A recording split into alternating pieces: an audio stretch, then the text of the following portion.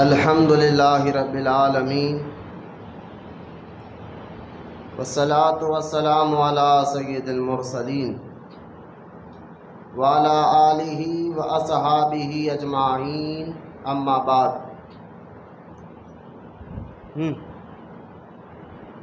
فاعوذ باللہ من الشیطان الرجیم، بسم اللہ الرحمن الرحیم۔ قل ان صلاتی و نسوکی و محیای و مماتی للہ رب العالمین۔ وقال اللہ تعالی فی شان حبیبہ الکریم،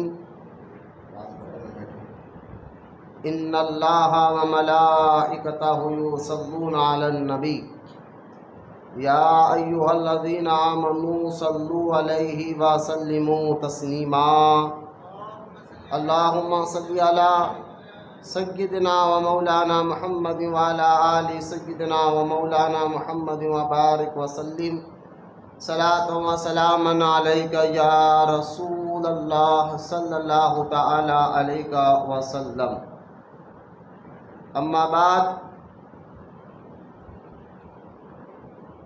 ہر تعریف اور بڑائی صرف اللہ تعالی کے لیے ہے، جو سارے جہان کا مالک ہے، مختار ہے، اور جو سارے جہان کا پالنہار ہے۔ میں اس بات کی گواہی دیتا ہوں کہ اللہ تعالیٰ کے سوا کوئی عبادت کے لائق نہیں، وہ ایک ہے، اس کا کوئی ساتھی اور شریک نہیں۔ اور میں اس بات کی بھی گواہی دیتا ہوں کہ آپ کے اور ہمارے پیارے آقا اور مولا حضور پرنور رحمت کونین حضرت سیدنا محمد مصطفیٰ احمد مجتبیٰ صلی اللہ تعالی علیہ وسلم اللہ تعالیٰ کے آخری رسول اور اس کے برگزیدہ بندے ہیں۔ اللہ تعالیٰ حضور اکرم نور مجسم رحمت عالم صلی اللہ تعالی علیہ وآلہ وصحبہ وسلم پر، اہل بیت، صحابہ کرام، تابعین اور تبع تابعین، اولیاء کرام پر، اولیاء امت پر قیامت تک رحمتیں اور برکتیں نازل فرماتا رہے۔ محبت سے ایک بار درود شریف پڑھ لیجیے۔ اللہم صلی علی سیدنا و مولانا محمد وعلی آل سیدنا و مولانا محمد وبارک وسلم صلاۃ و سلام علیک یا سیدی یا حبیبی یا رسول اللہ صلی اللہ تعالی علیہ وسلم۔ معزز سامعین، السلام علیکم ورحمۃ اللہ وبرکاتہ۔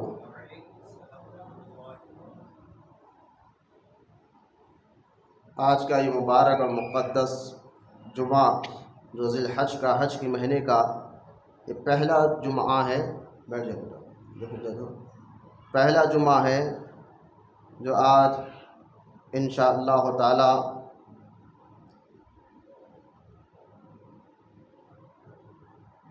قربانی کے اہم مسائل، اور گزشتہ جمعہ میں نے سیرت سیدنا ابراہیم علیہ السلام پر الحمدللہ اسی مسجد میں بیان ہوا تھا۔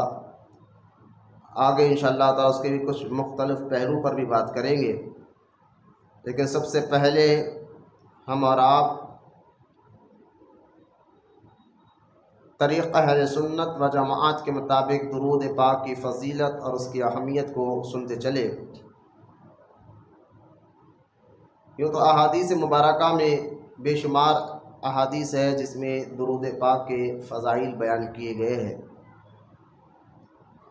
نبی کریم صلی اللہ تعالی علیہ وسلم نے یہاں تک کہ ارشاد فرمایا، وہ آدمی بخیل ہے، کنجوس ہے، جس نے میرا نام سن کر بھی مجھ پر درود نہ پڑا ہو۔ اور ایک اور حدیث مبارکہ میں رحمت کونین صلی اللہ علیہ وسلم نے ارشاد فرمایا کہ جس نے مجھ پر درود پڑھنا بھول گیا، وہ جنت کا راستہ بھول گیا۔ لہٰذا درود نہیں پڑھنے والے کو کنجوس کہا گیا، اور درود نہیں پڑھنے والے کو جو ہے ہو سکتا ہے کہ وہ پھر وہ اس کی جنت میں نہ جائے۔ لہٰذا درود پڑھنے کے بے شمار فضائل احادیث مبارکہ میں موجود ہے۔ درود پڑھنے والوں کے اللہ تعالیٰ گناہوں کو معاف فرماتا ہے، نیکی عطا فرماتا ہے، ان کے درجات کو بلند فرماتا ہے، اور درود پڑھنے سے انشاءاللہ تعالیٰ دنیا میں بھی کامیابی ہوگی، قبر میں بھی کامیاب ہوگی، اور انشاءاللہ تعالیٰ قیامت کے دن بھی حضور کی شفاعت درود پڑھنے والے کو نصیب ہوگی۔ لہٰذا بے شمار درود پاک کے فضائل احادیث پاک میں موجود ہے۔ بزرگان دین نے اپنی کتابوں میں درود پاک کے بے شمار واقعات لکھے ہیں، اس لیے ہر جمعہ تقریر سے پہلے درود کی فضیلت میں آپ کے سامنے اس لیے بتاتا ہوں تاکہ اللہ تعالیٰ آپ کو درود پڑھنے کا جذبہ اور شوق عطا فرمائے، اور آپ کو پتہ چلے کہ درود کے کیا کیا فائدے ہیں دنیا میں بھی، قبر میں بھی، اور آخرت میں بھی۔ لہٰذا اکثر لوگ کہتے ہیں کہ حضرت ہم بہت پریشان ہیں، ہماری پریشانی مصیبتیں مشکلیں دور ہونے کے لیے کوئی وظیفہ بتائے، تو میں اکثر کہتا ہوں کہ کثرت سے درود پڑھا کرو، کہ درود پڑھنے پر اللہ تعالیٰ مصیبتوں کو بھی دور فرماتا ہے، مشکلوں کو بھی دور فرماتا ہے، اور درود پڑھنے سے اللہ تعالیٰ نیکیاں بھی دیتا ہے اور درجات بھی بلند فرماتا ہے۔ آئیے محبت اور عقیدت کے ساتھ ہم سب کے پیارے آقا اور مولا رحمت کونین صلی اللہ تعالیٰ علیہ وسلم کی بارگاہ اقدس میں محبت سے جتنے لوگ آپ بیٹھے ہیں جھوم کر عقیدت میں سرکار کی بارگاہ میں درود پاک کا نذرانہ پیش کریں۔ سب مل کے پڑھے اللہم صلی علی سیدنا و مولانا محمد وعلی آل سیدنا و مولانا محمد مبارک وسلم۔ صلاۃ و سلام علیک یا سیدی یا حبیبی یا رسول اللہ صلی اللہ تعالیٰ علیہ وسلم۔ یہ حج کا مبارک اور متبرک مہینہ، اور اس کی جو شروع کے 10 دن ہے، شروع کے جو 10 دن ہیں، جو ابتدائی دن چل رہے ہیں حج کے، آنے والے عید کے دن تک، جمعرات کے دن تک، یہ شروع کے جو 10 دن ہیں اس کی بڑی اہمیت ہے۔ قرآن پاک 30ویں پارے میں اللہ تعالیٰ نے فرمایا والفجر وَلَيَالٍ عَشْرٍ، یعنی قسم ہے فجر کی، اور عشر کہہ کر کہا قسم ہے 10 دنوں کی۔ اب یہاں تفسیر میں آیا ہے کہ اللہ تعالیٰ نے فجر کی نماز کا جو وقت ہے، فجر کی نماز کے لیے قسم یاد فرمائی، اور وہ 10 دن کون سے، جس کو اس کی اہمیت اتنی ہے کہ اللہ ان 10 دنوں کی قسم اٹھا رہا ہے۔ تو جب یہ تفسیر کی گئی تو علماء مفسرین نے جو قرآن کی تفسیر کرتے ہیں انہوں نے فرمایا کہ جو اللہ پاک والفجر کہہ کر فجر کے وقت کی قسم یاد کر رہا ہے، اس سے مراد، بعض مفسرین کہتے ہیں کہ اس سے مراد کون سی فجر، تو کہا عید الاضحیٰ کی فجر، اور بعض مفسرین نے کہا نہیں بلکہ ہر روز فجر کے وقت ہے، یعنی جتنی روز فجر کے وقت ہے، اور یہ ایسا وقت ہوتا ہے فجر کے وقت کا جو دعاؤں کا قبولیت کا وقت ہوتا ہے۔ تو اللہ تعالیٰ نے جو قرآن پاک میں فجر کے وقت کے قسم کو یاد فرمائی، تو وہ مراد بعض مفسرین نے کہا روز فجر کا وقت ہے، یا بعض نے کہا عید کا، لیکن فجر کی اہمیت بھی جو ہے، اس وقت کی اہمیت بھی اس آیت مبارکہ سے پتہ چل رہا ہے۔ اور 10 دن کے بارے میں جو اللہ تعالیٰ نے وَلَيَالٍ عَشْرٍ کہا، یعنی ان 10 دنوں کی قسم یاد فرمائے، تو وہ 10 دن کون ہے، تو اس میں مفسرین کا اختلاف تو نہیں رہا۔ پورے مفسرین جو قرآن کی تفسیر کرتے ہیں انہوں نے فرمایا وہ 10 دن سے مراد عشرۂ ذی الحج کے شروع کے 10 دن ہیں جو اب چل رہے ہیں۔ تو اس سے اندازہ کریں یہ جو 10 دن اب یہ شروع کے 10 دن چل رہے ہیں، آنے والے عید تک یہ 10 دن، پہلی تاریخ سے لے کے چاند کی 10 تاریخ تک یہ 10 دن ایسے ہے، یہ تو یہ پورا مہینہ ہی مبارک ہے۔ میں نے گزشتہ جمعہ میں یہ بتایا تھا کہ اللہ تعالیٰ نے 4 مہینوں کا ذکر قرآن میں فرمایا ہے، جو کہا کہ مبارک والے مہینے ہیں، جس میں نے بتایا تھا ذی القعدہ جو گزر چکا ہے، ذی الحجہ جو چل رہا ہے، اور محرم کا مہینہ جو آنے والا ہے انشاءاللہ، اور اس کے بعد رجب کا مہینہ۔ یہ 4 مہینے ایسے ہیں، یہ شروع سے یعنی اب سے نہیں، اسلام آنے سے پہلے سے یہ 4 مہینوں کی عزت مشرکین بھی کرتے تھے، اور آج دیکھیں مشرکین بھی ان مہینوں کا ادب کرتے تھے، اور ان مہینوں میں لڑائی جھگڑا نہیں کرتے تھے۔ تو اس سے اندازہ کرے جو مشرک ہے، کافر تھے، وہ ان مہینوں کا ادب کرتے تھے اور اس میں لڑائی جھگڑا نہیں کرتے تھے۔ آج مسلمان دیکھ لیں آپ کہ خون خرابہ کتنا تیزی کے ساتھ بڑھتے جا رہا ہے۔ بس یہ بھی احادیث مبارکہ میں موجود ہے کہ بیٹھ جاؤ بیٹا، ایسا جھانکنا نہیں، بیٹھو سکون سے بیٹھ جاؤ، مسجد میں آئے آپ۔ لہٰذا یہ بھی احادیث مبارکہ میں موجود ہے، قیامت کے قریب قتل غارت گری زیادہ ہوں گے۔ تو آج مسلمان ان مبارک مہینوں کا ادب نہیں کر رہا، شاید اسی وجہ سے ہم رسوا پریشان ہو رہے ہیں۔ لہٰذا یہ مہینے، یہ دنوں کا ہمیں اللہ ادب کرنے کی توفیق عطا فرمائے۔ لیکن اور ایک بات میں اور ایک کے لیے آپ کو بتانا چاہتا ہوں کہ جس طرح رات اور دن کوئی اس میں تبدیلی نہیں، جیسا دن ہے اس کے بعد رات آتی ہے، اس میں کوئی تبدیلی نہیں ہے، لیکن ہر رات ہر دن آپس میں ان کے درجے ایک نہیں ہیں۔ بعض راتوں کے درجے الگ ہیں، رتبے الگ ہیں، تو بعض دنوں کے رتبے اور درجے الگ ہیں۔ جیسا کہ بعض راتوں میں شب قدر کی رات ہے، رات تو رات ہوتی ہے نا، ہمیشہ اندھیرا، لیکن شب قدر کی رات وہ رات ہے جس میں جو میں باہر بیٹھو، باہر پہنچ گیا بیٹا، ہاتھ منہ ہاتھ باہر پہنچ کے آؤ۔ شب قدر کی رات وہ رات ہے، اس رات کو اللہ تعالیٰ نے 1000 مہینوں کے برابر کا ثواب عطا فرماتا ہے۔ تو جب رات برابر نہیں آپس میں، اسی طرح دن، دیکھیں دن سورج نکلتا ہے ٹائم وہی 12 گھنٹے کا دن ہوتا ہے، 13 گھنٹہ جو بھی ہے، لیکن مجھے بتائیے کہ یہ دن جس دنوں کی قسم اللہ نے قرآن میں یاد فرمائی ہو، تو یہ عام دنوں سے اس کا رتبہ بڑھ گیا ہے، کیونکہ اللہ نے ان دنوں کی قسم اللہ نے قرآن میں یاد فرمائی ہے۔ اس سے تھوڑا اپنے عقلوں پر زور دے، اس کو بات کو سمجھے۔ تو اسی طرح میں آپ کو سمجھانا یہ چاہتا ہوں کہ جس طرح رات میں آپس میں برابر نہیں، ان کے رتبے ہے، درجے ہے، اسی طرح دن میں برابر نہیں، حالانکہ دیکھنے میں سیم ہے، کوئی فرق نہیں ہے، لیکن ان کے رتبے اور درجے ہے۔ اسی طرح عام انسانوں میں اور ولیوں میں بھی رتبے ہوتے ہیں، دیکھنے میں وہ انسانی ہوتے ہیں ہماری طرح، آپ کی طرح۔ لہٰذا بعض لوگ جو وہابی بدعقیدہ کہتے ہیں کہ یہ تم لوگ نبی تو تمہارے بڑے بھائی کی طرح تھے، معاذ اللہ، جو کتابوں میں لکھا گیا ہے، اور کہتے ہیں کہ کسی یعنی ہم بزرگوں کی عزت کرتے ادب کرتے، وہ تو ہماری طرح انسان تھے، ہم نے کب کہا کہ وہ فرشتے ہیں، ہم نے یہ کب کہا کہ وہ جنات ہیں؟ یقیناً وہ ہماری طرح انسانی تھے، لیکن ان کا رتبہ کچھ اور ہوتا ہے، ان کا مقام کچھ اور، جو اللہ نے ان کو عطا فرمایا ہے کہ رتبے اور درجے۔ جیسے میں اس کی عقلی طور پر ایک مثال میں اور دے کے سمجھانا چاہتا ہوں، میں یہ بتا رہا ہوں کہ انسان دکھنے میں تو سیم ہے، لیکن ان کے رتبے الگ الگ ہوتے ہیں۔ آپ مجھے بتائیے، باپ بھی انسان ہے، بیٹا بھی انسان ہے، انسان ہونے میں تو باپ اور بیٹا دونوں ہی انسان ہے، لیکن اگر کوئی بیٹا اپنے باپ کو گالی دے یا اس کو مارے یا اس کو صاحب بالکل ایسے انداز میں بات کرے، غلط انداز میں بات کرے، تو سارے لوگ کہتے ہیں کہ یہ کیسا بے غیرت اور بے حیا بیٹا ہے کہ اپنے باپ کی عزت نہیں کرتا۔ تو بیٹا یہ کہے گا کہ نہیں، وہ بھی انسان ہے، میں بھی انسان ہوں، ان میں فرق ہی کیا ہے، انسان ہونے میں تو ہم دونوں ایک ہے۔ تو لوگ کہیں گے ہاں انسان ہونے میں تو ایک ہے، لیکن رتبے میں الگ الگ ہے، باپ کا مقام اور ہوتا ہے اور بیٹے کا مقام اور ہوتا ہے۔ تو لہٰذا اسی طرح ولیوں کا مقام اور ہوتا ہے، عام انسانوں کا مقام اور ہوتا ہے۔ اسی طرح ولیوں میں نبیوں کا مقام سب سے اونچا ہوتا ہے۔ تو خیر یہ رتبے ہم نے نہیں بنائے، اللہ نے خود بنائے ہیں۔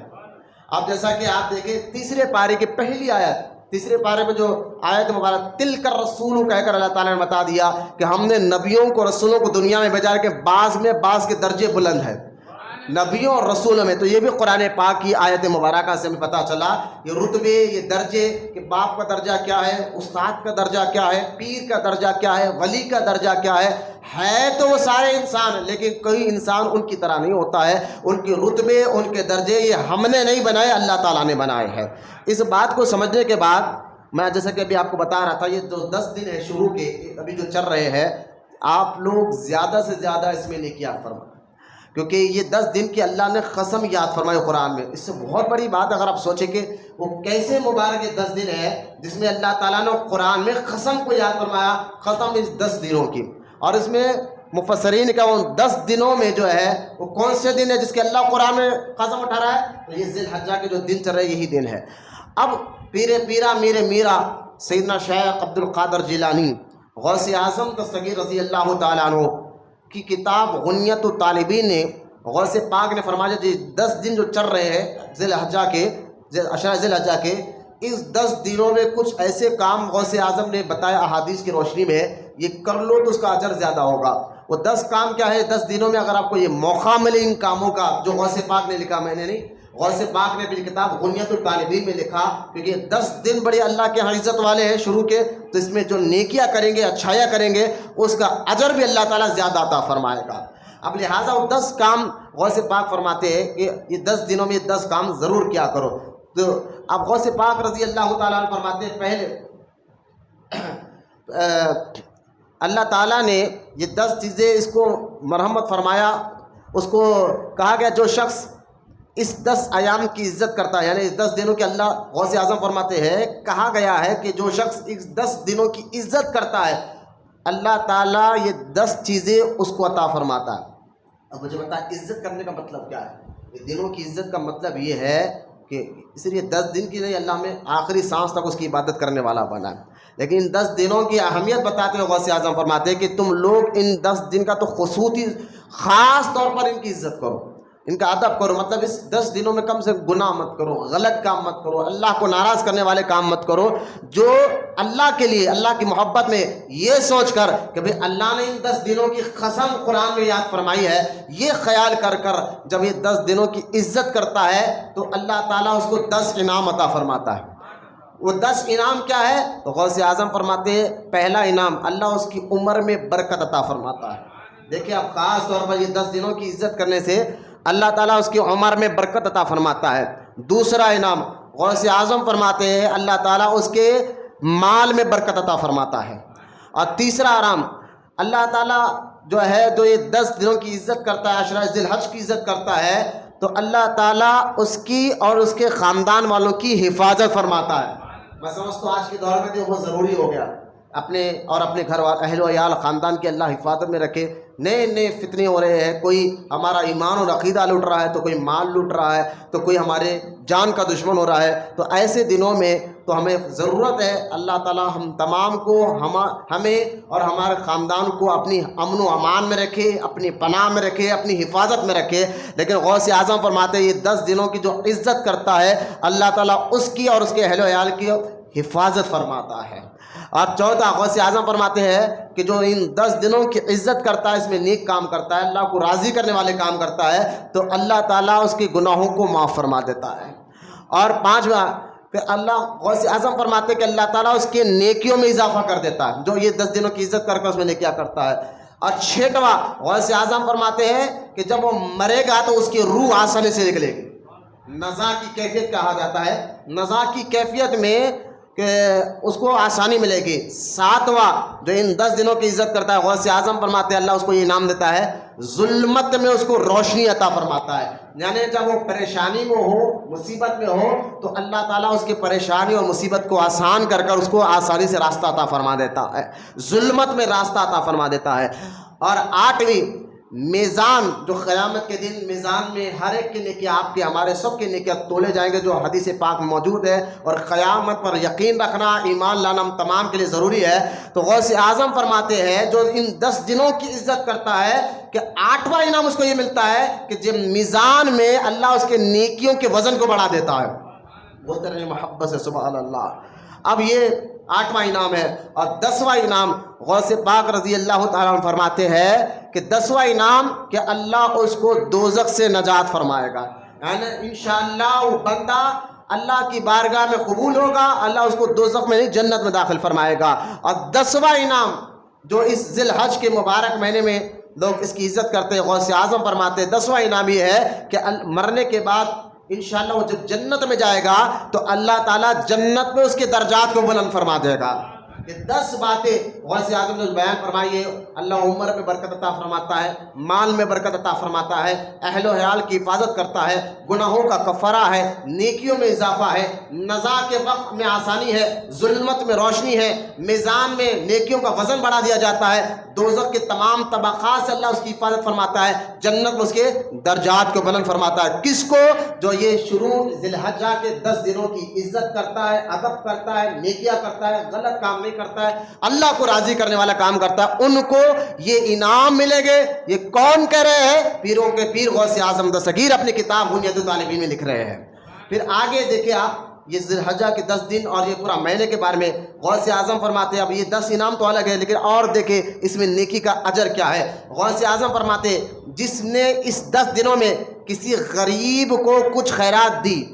دیکھیے اب خیرات دینا یوں تو صدقہ دینا، خیرات دینا احادیث پاک میں موجود ہے کہ ہم غریب یتیموں کو صدقہ اور خیرات دیتے ہیں نا تو صدقہ اور خیرات ہمارے آنے والے بلاؤں کو ٹالتا ہے، یہ حدیثوں میں موجود ہے. لیکن ہم ایک اور یہاں صدقہ خیرات میں ایک غلطی ہم یہ کر دیتے ہیں، یہ ذرا کیونکہ ابھی ذی الحج کا یعنی عید کا دن بھی آئے گا تو میں یہ باتیں آپ کو سمجھانے کے لیے ایک شرعی مسئلہ آپ کو بتاتا ہوں. صدقہ اور خیرات یعنی ہمارے صدقات، چاہے وہ زکوٰۃ کا صدقہ مسئلہ ہو یا نفلی صدقہ، یوں ہی ہم چلتے چلتے کسی کو دے دیتے ہو، اس کا دینے کا طریقہ کیا ہے ذرا اس کو غور کریں آپ، تاکہ آپ کا صحیح آپ کا 1 روپیہ بھی، کیونکہ قرآن میں اللہ فرماتا ہے جو فضول پیسے خرچ کرتا ہے وہ شیطان کا دوست ہے.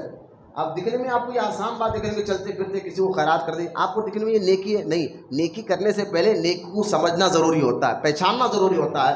اب میں ایک مسئلہ آپ کو بتاتا ہوں، شاید آپ میں سے کسی کو یہ بات نہیں سمجھ میں آئے، لیکن نئی نہیں ہے، 1400 سال پرانی ہی بات ہے. وہ بات کیا ہے آپ سنیں کہ اکثر ہم صدقہ خیرات کیا کرتے ہیں، جو راستوں میں بھیک مانگنے، جو آج کل سگنلوں پر بھی، وہ بھی ایک مافیا چل رہا ہے اس کے پیچھے، اگر آپ غور کریں سگنلوں پر جو بھیک مانگنے آتے ہیں اور یا کہیں بھی بھکاری ہمیں نظر آتے ہیں تو ہم فوراً اٹھا کر ان کو خیرات کے، اپنے صدقے کے پیسے یا خیرات کے پیسے دے دیتے ہیں. اس میں خیال یاد رکھیں، ایک تو صدقہ اور خیرات کے پیسے آپ غیر مسلم کو نہیں دے سکتے.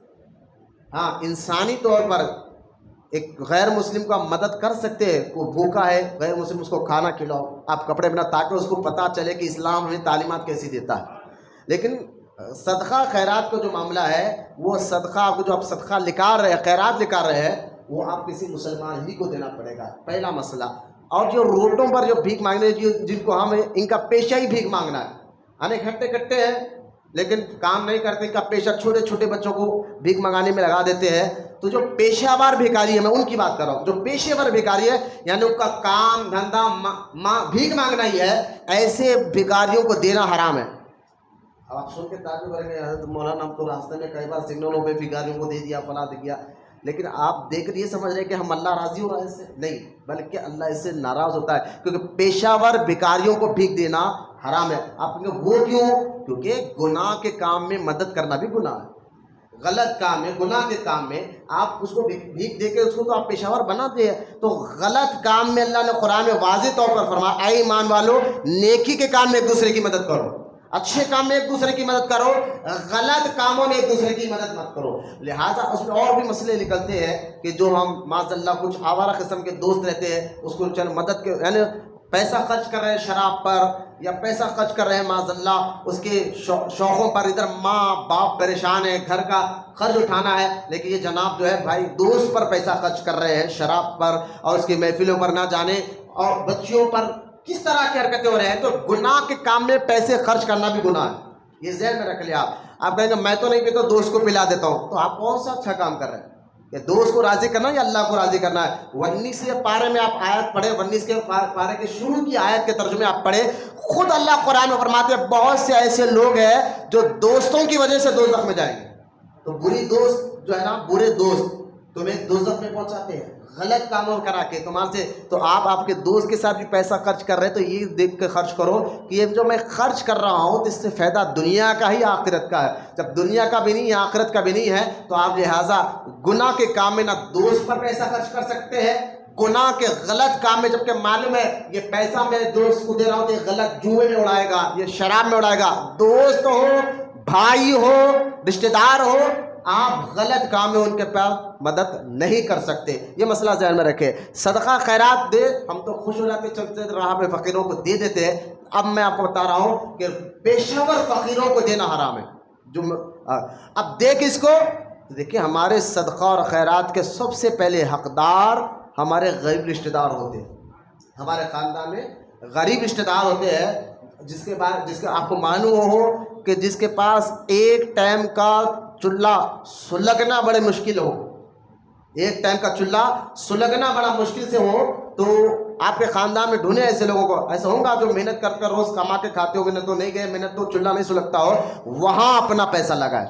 وہاں آپ 10 روپے بھی دیں گے تو اللہ 10 لاکھ اپنے فضل سے لے کے عطا فرما سکتا ہے. آپ سمجھے نیکی صحیح جگہ کریں، میں یہ بتانا چاہتا ہوں۔ اس لیے ہمارے بزرگوں نے، اعلیٰ حضرت امام محمد رضا خان رحمۃ اللہ تعالیٰ علیہ نے فتوائے رضویہ میں ایک پیاری بات بتائی، جو درگاہوں پر چادر چڑھاتے ہیں، جو درگاہوں کے سرانے چراغ لگاتے ہیں، اور جو بار بار نیاز کرتے ہیں، وہ یہ مسئلے کو غور سے سنیں۔ میں بزرگوں کا چاہنے والا ہوں، ایسا نہیں کہ آپ کو کچھ غلط بات بتا رہا ہوں، لیکن ایک بات دیکھیں، بزرگان اعلیٰ حضرت رحمۃ اللہ تعالیٰ علیہ فرماتے ہیں، اگر کسی مزار پر اچھی چادر بچھی ہوئی ہو کپڑے کی تو تم دوسری چادر مت پیش کرو۔ اب آپ کا بھی دل چاہ رہا کہ میں بھی ایک کپڑے کی چادر یا پھول کی چادر پیش کرنا دوں، حالانکہ آلریڈی مزار پر کپڑے کی چادر ہے اچھی خاصی، خراب بھی نہیں، بالکل اچھی خاصی ہے، اور پھر اس کے اوپر آپ بھی چادر پیش کرنا چاہ رہے ہیں تاکہ آپ کو کوئی منت تھی، آپ کو کوئی کام تھا، چلیے بھائی میں مزار پر، یسوع بابا کی مزار پر، یا سرکار حسن بن احمد شہید کی مزار پر، یا اجمیر شریف کی مزار پر بھی میں ایک چادر پیش کرنا چاہتا ہوں، تو ہمارے بزرگوں نے فرمایا نہیں، ایسا مت کرو کہ ایک چادر ان کی مزار پر اچھی خاصی ہے، دوسری چادر مت کرو۔ لوگوں نے کہا کیا کرو اس پیسے کا، ہم نے تو نیت کی تھی چادر چڑھانے کی، کہا اسی پیسے کو، جتنے کے پیسے کی 1000 کی چادر ہوگی، 2000 کی ہوگی، 5000 کی چادر ہوگی، وہی 5000 کی چادر بزرگ کے ثواب کی نیت سے اپنے غریب رشتہ دار کو دے دو۔ اب کیا پیاری بات بتائی کہ دیکھیں آپ کہ وہی پیسہ چادر کا اپنے غریب رشتہ دار کو دے دو، اس سے اللہ بھی راضی ہوگا، رسول بھی راضی ہوگے، اور اگر خود غریب نواز بھی راضی ہو جائیں گے۔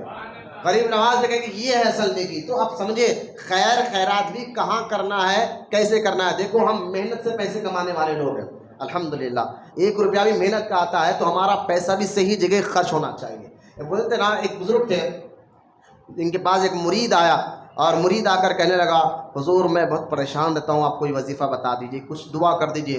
تو آپ نے فرمایا ایک کام کر، صدقہ کر۔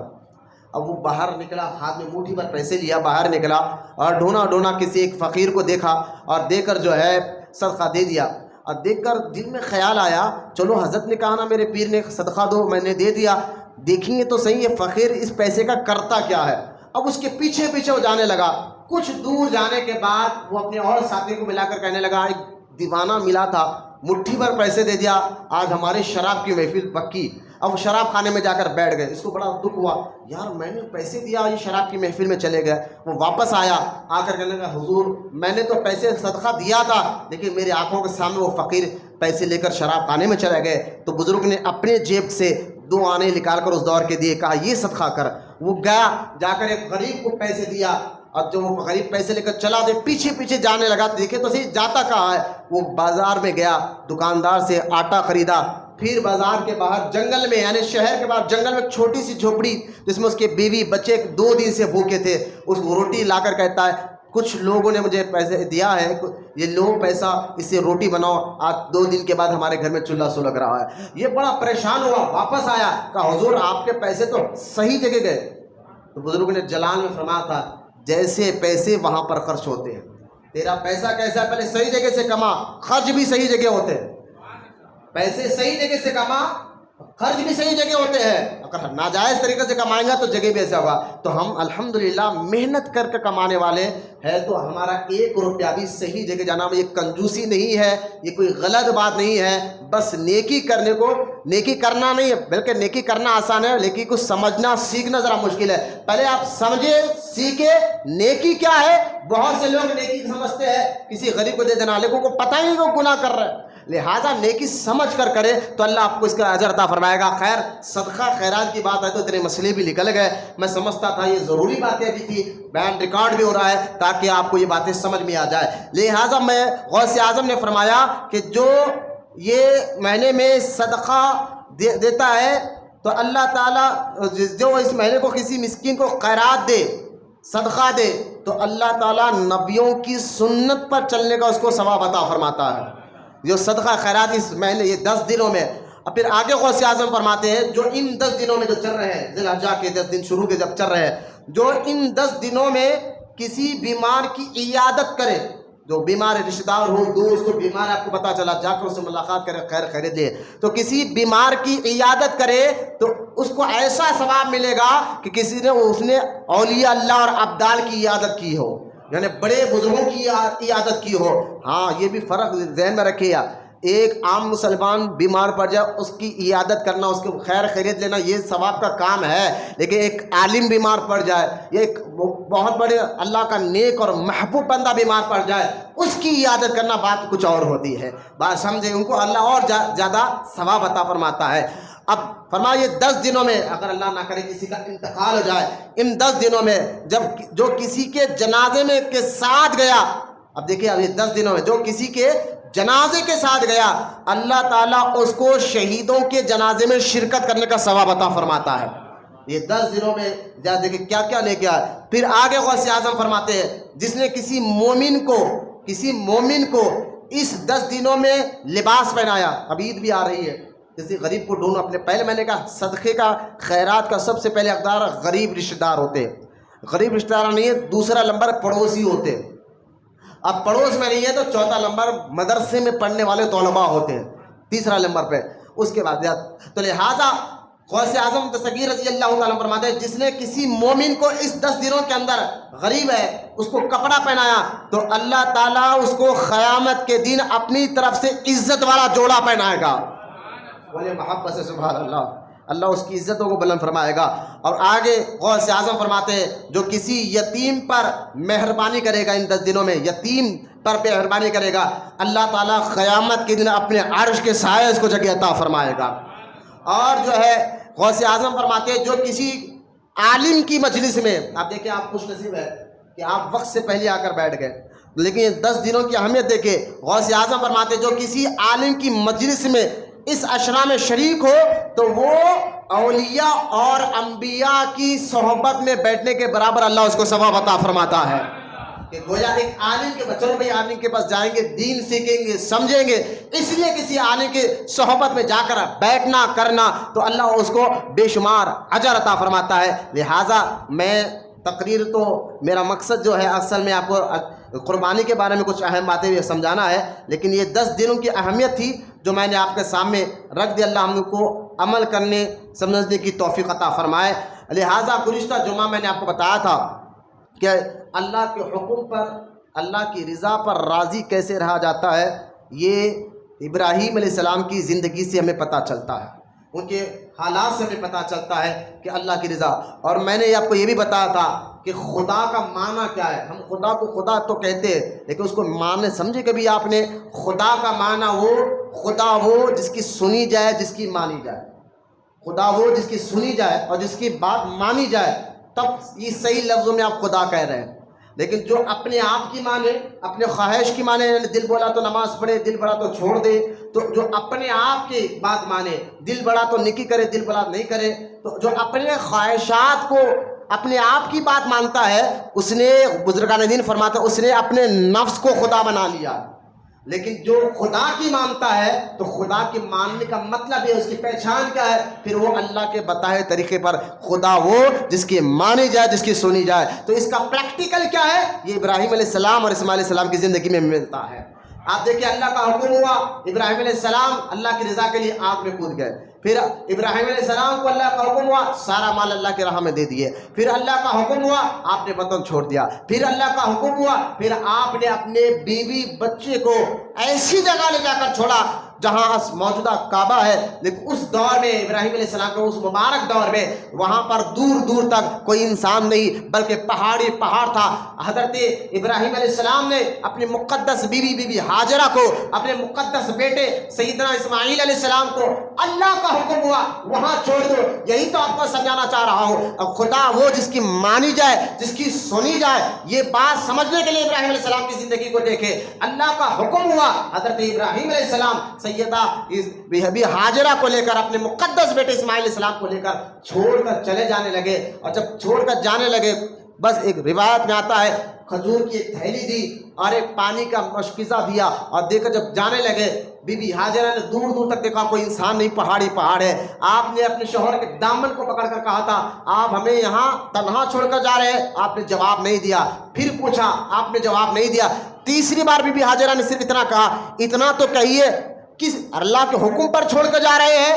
تو آپ نے فرمایا ہاں کہ میں رب کے حکم پر چھوڑ کے جا رہا ہوں. تو بی بی ہاجرہ نے بڑا پیارا جواب دیا تھا کہ جاؤ، اگر اللہ کے حکم پر مجھے یہاں چھوڑ کے جا رہے ہیں، دور دور الٹا ایک عورت دودھ پیتا بچہ ہے، پہاڑ کا اپنے تصور کریں کہ ایسے حالات کو پہاڑی انسان کا نام و نشان نہیں ہے، وہاں پر ابراہیم علیہ السلام چھوڑ کر جا رہے ہیں۔ جب بی بی ہاجرہ کو یہ معلوم ہوا یہ اللہ کا حکم ہے تو آپ نے فرمایا جاؤ، اللہ ہمیں ضائع نہیں کرے گا، اللہ ہماری حفاظت فرمائے گا۔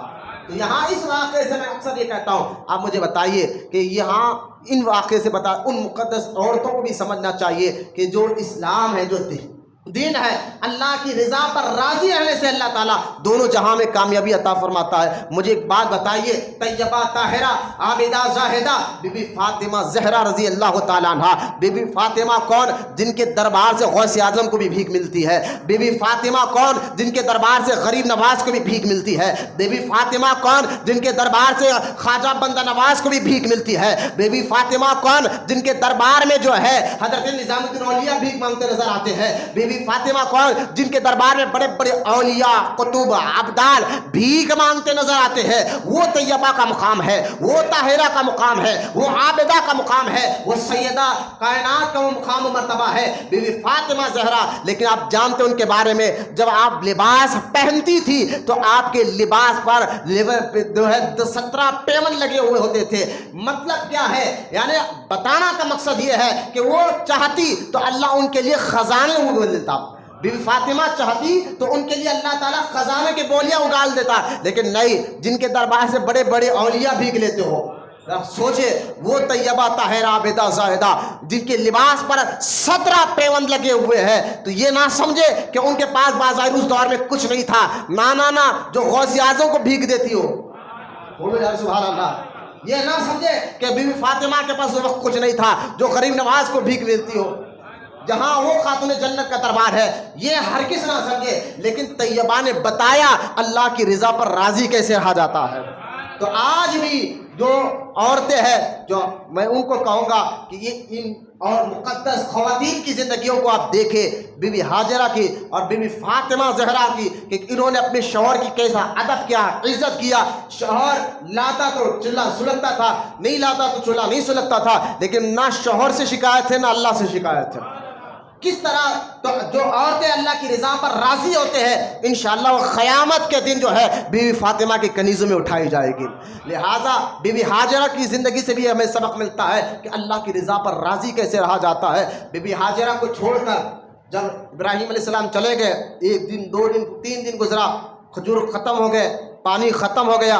جب پانی کھجور ختم ہونے کے بعد حضرت اسماعیل علیہ السلام دودھ پیتے بچے ہیں، ان کو پیاس لگی، اور پیاس کی شدت سے آپ جب تھوڑا سا رونے لگے، بی بی ہاجرہ رضی اللہ تعالی عنہا جو ہے کعبہ، اس وقت جو کعبہ بنا ہوا ہے نا، جب بی بی ہاجرہ کو چھوڑ کر گئے تھے ابراہیم علیہ السلام، وہ کعبہ بنا نہیں تھا، بس ایک نشان باقی تھا۔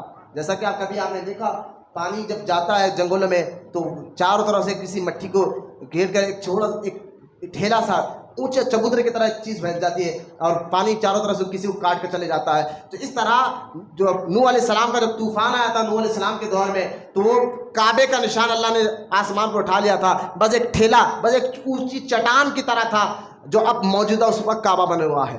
لہٰذا اسی وہاں پر جب چھوڑ کے چلے گئے، پانی ختم ہوا، کھجور ختم ہوئے، تو بی بی ہاجرہ رضی اللہ تعالیٰ عنہ پانی کے لیے صفا کے جو پہاڑ ہے اس پہاڑ پر دوڑتی ہے۔ کہاں تک؟ صفا پہاڑ سے لے کر مروہ پہاڑ تک جاتی ہے، اور جب پلٹ کر دیکھتی ہے کہ بیٹا نظر نہیں آ رہا تو واپس پلٹ کر آتی ہے۔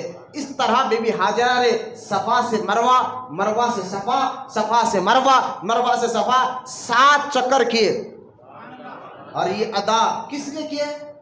کہ آپ دور تک دیکھنے چاہ رہے تھے کہیں پانی نظر آ جائے یا کوئی انسان نظر آ جائے، بچہ میرا پیاس سے تڑپ رہا ہے۔ یہ 7 چکر انہوں نے کیے، یہ 7 چکر، تو یہ 7 چکر کرنا تھا۔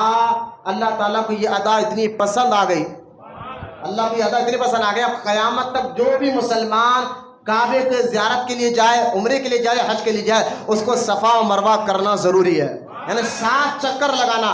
آپ کیوں لگا رہے ہیں بھائی؟ آپ کو تو کوئی تلاش نہیں ہے پانی کی، آپ وہ بی بی ہاجرہ نے دوڑے تھے 7 چکر، آپ کیوں دوڑ رہے ہیں؟ تو آپ کو کہا جائے گا نہیں، یہ دوڑنے کا حکم اللہ نے دیا ہے۔ تو مجھے یہاں ایک اور بات بتاتا ہوں، اسماعیل دہلوی جو وہابی ہے، وہابیوں نے اپنی کتاب میں لکھا ہے، وہابی سنی میں ایک فرق یہاں سنتے چلے آپ، وہابیوں نے کتاب میں لکھا ہے کہ نماز میں سیدھا بیٹھو، سیدھا بیٹھو، کمر میں درد ہے گا تمہارا، نہیں تو سامنے ٹیکا لے کے نہیں بیٹھنا، بیعت بھی ہوتی. میری طرف دیکھیں، میری طرف دیکھ، ادھر مت دیکھیں. سستی کا حال یار، روڈیو پہلوانوں سود خوروں میں بیٹھتے جب نظر نہیں آتے، ہوٹلوں میں بیٹھنے کو ہمیں دل لگتا ہے. اللہ ہمیں سمجھنے کی توفیق دے. بالکل حشاش بچا رہے نہیں، سستی آ رہی، باہر جا کر خوب ٹہل کر آئے ہیں، نماز پڑھتے ہوئے پرواہ نہیں. کیونکہ یہ ادب میں پھر کہہ رہا ہوں میرا نہیں، قرآن اور حدیث کا ادب ہے. ہم مسلمان ہیں، قرآن کا ادب کرنا جانتے ہیں، حدیث کا ادب کرنا جانتے ہیں. یہ قرآن حدیث کی باتیں ہیں. پھر کہہ رہا ہوں میرا ادب نہیں، نہ میری تقریر کا ادب ہے. عزت آپ دے رہے ہیں قرآن اور حدیث کے واقعات کو. آپ عزت دو ان کو، اللہ آپ کو عزت بلند کرے گا انشاءاللہ. اور ادب سے، ہاں یہ واقعات جمعہ لوری نہیں ہے، یہ بیان ہے. اس کو ادب کے ساتھ سنو، پھر انشاءاللہ وہ بیان آپ کے ذہنوں میں اللہ اتار دے گا، آپ کے دل دماغ میں اتار دے گا. میں ایک جواب یہاں دیتے کر رہا ہوں. اگر آپ حج کے ارکان کو دیکھیں، کعبے کے، جہاں حج میں کرنا کیا ہے؟ کعبے کا طواف کرنا ہے. اچھا کعبے کا طواف کرنا ہے، اس کا ایسا ہے پہلے 3 چکر پہلوانوں کی طرح چلنا ہے. بولو نا سبحان اللہ. کعبے کا 7 چکر آپ کو کرنا ہے، لیکن پہلے 3 چکر پہلوانوں کی طرح چلنا ہے، پھر 4 چکر نارمل کرنا ہے. کیوں بھائی پہلوانوں کی طرح کیوں چلے؟ تو یہ حضور کی سنت مبارکہ ہے. اگر حج کے ہر ارکان کو دیکھے کہ آپ عرفات میں آپ کو ٹھہرنا ہے سارا دن. کیوں ٹھہرے عرفات میں سارا دن حاجی؟ اس لیے ٹھہرنا ہے کہ وہاں آدم علیہ السلام اور حوا علیہ السلام ملے تھے، انہوں نے سارا دن کھڑ کر اللہ کی بارگاہ میں دعا کی تھی، توبہ کی تھی. تو اللہ تعالیٰ نے اس ادا کو برقرار رکھتے ہوئے کہا جتنے حاجی آئے ہیں وہ مینا میں 8 کو رہیں گے اور 9 کا سارا دن عرفات کے میدان میں رہیں گے. عرفات میں کیوں رہے؟ تو یہ ہر عرفات میں ٹھہرنا ہے. حاجی مینا میں ٹھہرتا ہے، وہاں بھی کئی بزرگوں انبیاء کی یادیں ہیں. حاجی جو ہے عرفات کے میدان میں ٹھہرتا ہے، وہاں بھی یادیں ہیں. مزدلفہ میں رات گزارتا ہے، وہاں بھی یادیں ہیں. پھر واپس آ کر شیطان کو کنکریاں مارتا ہے، وہاں بھی یادیں ہیں. مطلب حج کو اگر ہم دیکھیں، حج میں جو جو کام آپ کو کرنا ہوتا ہے وہ کسی نہ کسی اللہ کے محبوب بندے کی یاد منانے کے لیے اللہ نے رکھا ہے. میں یہ سمجھانا چاہ رہا ہوں، حج میں جو بھی کام ہے، کعبے کا طواف ہو، شیطان کو کنکریاں مارنا ہو، عرفات میں ٹھہرنا ہو، مزدلفہ میں رات گزارنا ہو، مینا میں جو ہے 3-4 دن گزارنا ہو، یہ سارے کام آپ جو کر رہے ہیں یہ کسی نہ کسی نبی، میں آگے چل رہا ہوں، اسماعیل علیہ السلام کی سنت ہے، ابراہیم علیہ السلام کی سنت ہے، بی بی ہاجرہ کی سنت ہے. تو کسی نہ کسی، یہ سارا حج کیا ہے؟ کسی نہ کسی نبی اور اس کے محبوب بندے کی یاد منانے کے لیے اللہ نے حج مقرر فرما دیا ہے.